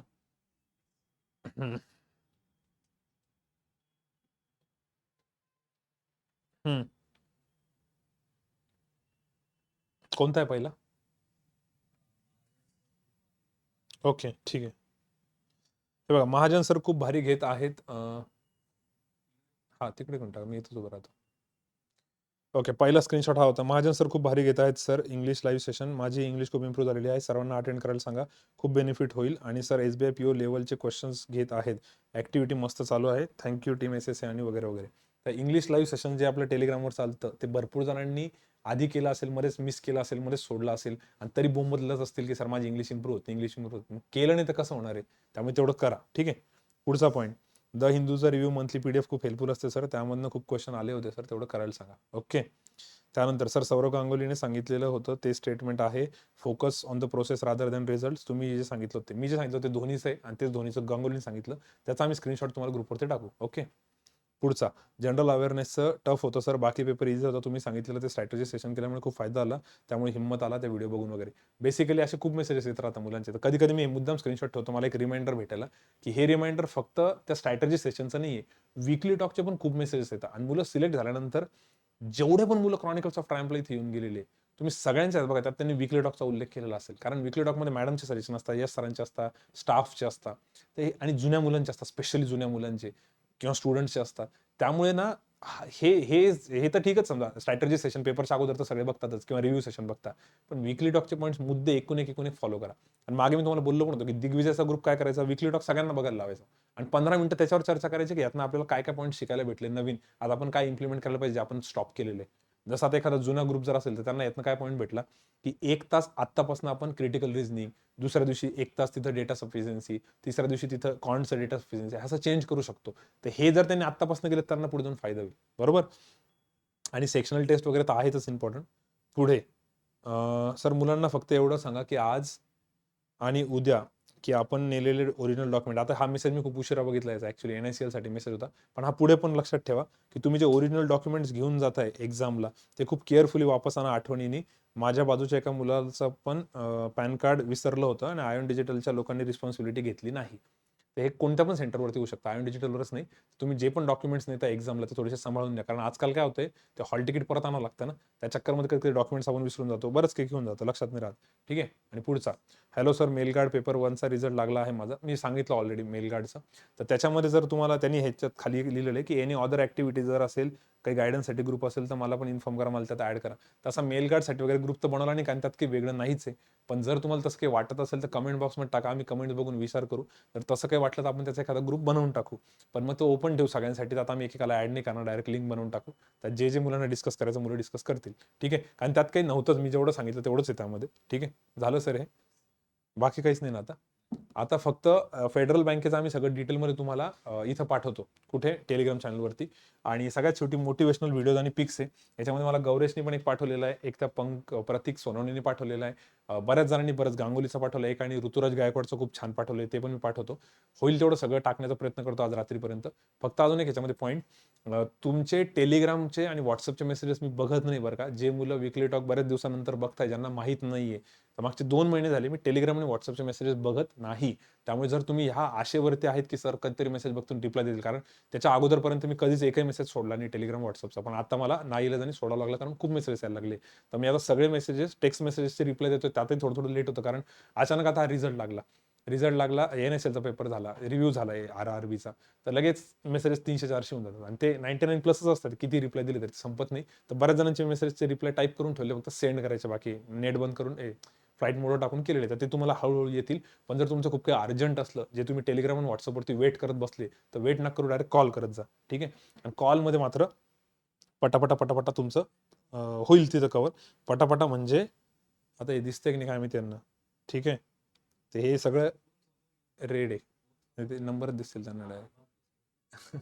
तर हे जेवढं स्क्रोल केलं तेवढं कमीच आहे बरं का. हे बघा, हे आत्ता संपतं इथे. ते मिस कॉल आहेत, ते 60-70 तरी मिस कॉल आहे आता. आणि आता हे विकली टॉक झाल्यानंतर 2-3 तास त्याच्यामध्ये जाणार आहे. त्यामुळे वेळ लागतोय सगळ्या गोष्टींना. तर त्याचा असा कधी काही हे नका वाटू दे की सर लवकर रिप्लाय नाही करत. तर आम्ही पूर्ण वेळ याच्यातच असतो. त्यामुळे होतो रिप्लाय जातो. एकाही मिस कॉलला सोडत नाही. आता कधी-कधी तुम्ही कॉल नाही उचलला तर मग काय फोन नाही करत बसणार तुम्हाला. तेवढ्या गोष्टी समजून घ्या. त्यामुळे जर तुमचा काही मेजर डाऊट असला तर हवं तर कमेंट बॉक्समध्ये टाका, किंवा बाकी फॅकल्टीला पण लवकरात लवकर कन्सल्ट करा. आम्ही होईल तेवढे रिप्लाय तर देतोच. क्लिअर? सो आय होप एवढं सफिशियंट होतं. हां, स्टेज 2 मध्ये एक डाऊट होता सरांना. हां, यस सरांचं टेलिग्राम सेशन कसं जॉईन करायचं? टेलिग्राम लाईव्ह सेशन कसं जॉईन करायचं? हे बरेच जण विचारतील. तर खाली इथे ऑफिशियल नंबर दिलाय बघा, एक 95चा, तो गेला बघा. 9503058758. ठीक आहे? त्या नंबरवरती टेलिग्रामला फक्त एक मेसेज करा. आणि अजिंक्य सरांचा तो नंबर आहे. अजिंक्य सरांना सांगायचं की सर मला यस सरांचं टेलिग्राम लाईव्ह सेशन जॉईन करायचं आहे, किंवा कॉन्टचं, लॉजिकचं किंवा इंग्लिशचं जो काही सब्जेक्ट असेल त्याचं लाईव्ह सेशन जॉईन करायचं आहे. ते SSA, नॉन SSA सगळ्यांसाठी फ्री आहे, कारण खूप कॉम्पिटिशन असते. आणि मुद्दाम ते फ्री ठेवलंय की या मुलांनाही तिकडची कॉम्पिटिशन दिसली पाहिजे, त्यांना इकडची दिसली पाहिजे, सगळ्यांचा फायदा झाला पाहिजे. ठीक आहे? आणि क्लासचे जे ऑनलाईनचे वगैरे स्टुडंट आहेत त्यांच्यासाठी सेपरेट ग्रुप्स पण आहे, त्यांचं वेगळं आहे, आणि हे पण आहे, ह्याच्यात पण ते पार्टिसिपेट करू शकता. तर फक्त त्या नंबरवरती मेसेज करा. जर तुम्ही ऑलरेडी 2-3 वेळेस मेसेज केलेला आहे, किंवा 2-3 दिवस झाले तुम्हाला रिप्लाय नाही भेटला, किंवा तुम्हाला ॲड नसेल केलं, तर त्या नंबरवरती एकदा कॉल करा आणि एकदा चेक करा की काय झालं. आता त्याच्यात पण त्यांना रोजचे 400-500 मेसेजेस असतात. बरेचसे, इतक्या ह्या ग्रुपमध्ये ॲड करा, त्या ग्रुपमध्ये ॲड करा. ऑनलाईनचा असेल त्याचा ह्या टेक्निकल असा काही इश्यू झाला, तसा काही इश्यू झाला, तर ते सर बघत असता. कधी कधी रीड करून तो राहून गेला असेल, तर त्यांना एकदा कॉल करून विचारा. इथं मेसेजमध्ये नका खेळत बसू. 95च्या नंबरवरती नीट ऐका. आता भरपूर मुलं काय करतात, त्या नंबरवरती व्हॉट्सअपला मेसेज करतात. ते व्हॉट्सअप कोणी बघणार नाही, त्याच्या फक्त टेलिग्रामला मेसेज करा. 84च्या नंबरवरती करून पण काहीच उपयोग नाही. अनिल सरांना करून काही उपयोग नाही, वैभव सरांना करून उपयोग नाही, मला करून उपयोग नाही. फक्त 95चा नंबर जो इथे दिलाय तो स्पेशल ठेवलाय बघा. 95चा नंबर जो येतो, आणि 95चा माझ्या नंबरवरती करतात बरेच जण, त्याच्यावरती करून उपयोग नाही. ठीक आहे? टेलिग्रामच्या याच्यावरती करा. तर ठीक आहे, सगळं कव्हर झालंय. अजून काही डाऊट्स राहिले असतील तर कमेंट बॉक्समध्ये टाका, आम्ही कव्हर करण्याचा प्रयत्न करू. आणि आजच IBPS POचं नोटिफिकेशन आले, पण आता हा विकली टॉक रेकॉर्ड करायलाच खूप लेट झालेले आहे. त्यामुळे IBPS POचं मी उद्या फ्रेश रेकॉर्ड करतो. पण शक्यतो नोटिफिकेशनमध्ये आता आम्ही असे डाऊट्स घेतो जे मुलांना तेच तेच त्या गोष्टी तर नाही सांगणार. जे डाऊट्स येतात, फॉर्म एखाद्या वेळेस भरून बघू फॉर्ममध्ये काही नवीन आहे का, आणि तसं तुम्हाला सांगू. ठीक आहे? आय होप तुम्हाला सगळी माहिती कामाची वाटली असेल तर तेवढं लाईक करा आणि सगळ्या मुलांपर्यंत पोहोचवाही. याच्यात पण मी आज खूप डिटेलमध्ये सांगितलेलं आहे. त्यामुळे आता जर मला काही कॉल्स आले तर मी सगळ्यांना पहिले हे चेक करायला लावणार आहे. ठीक आहे? करायचं सर स्टॉप? चलो, will stop here. Thank you so much. Bye bye. Good day.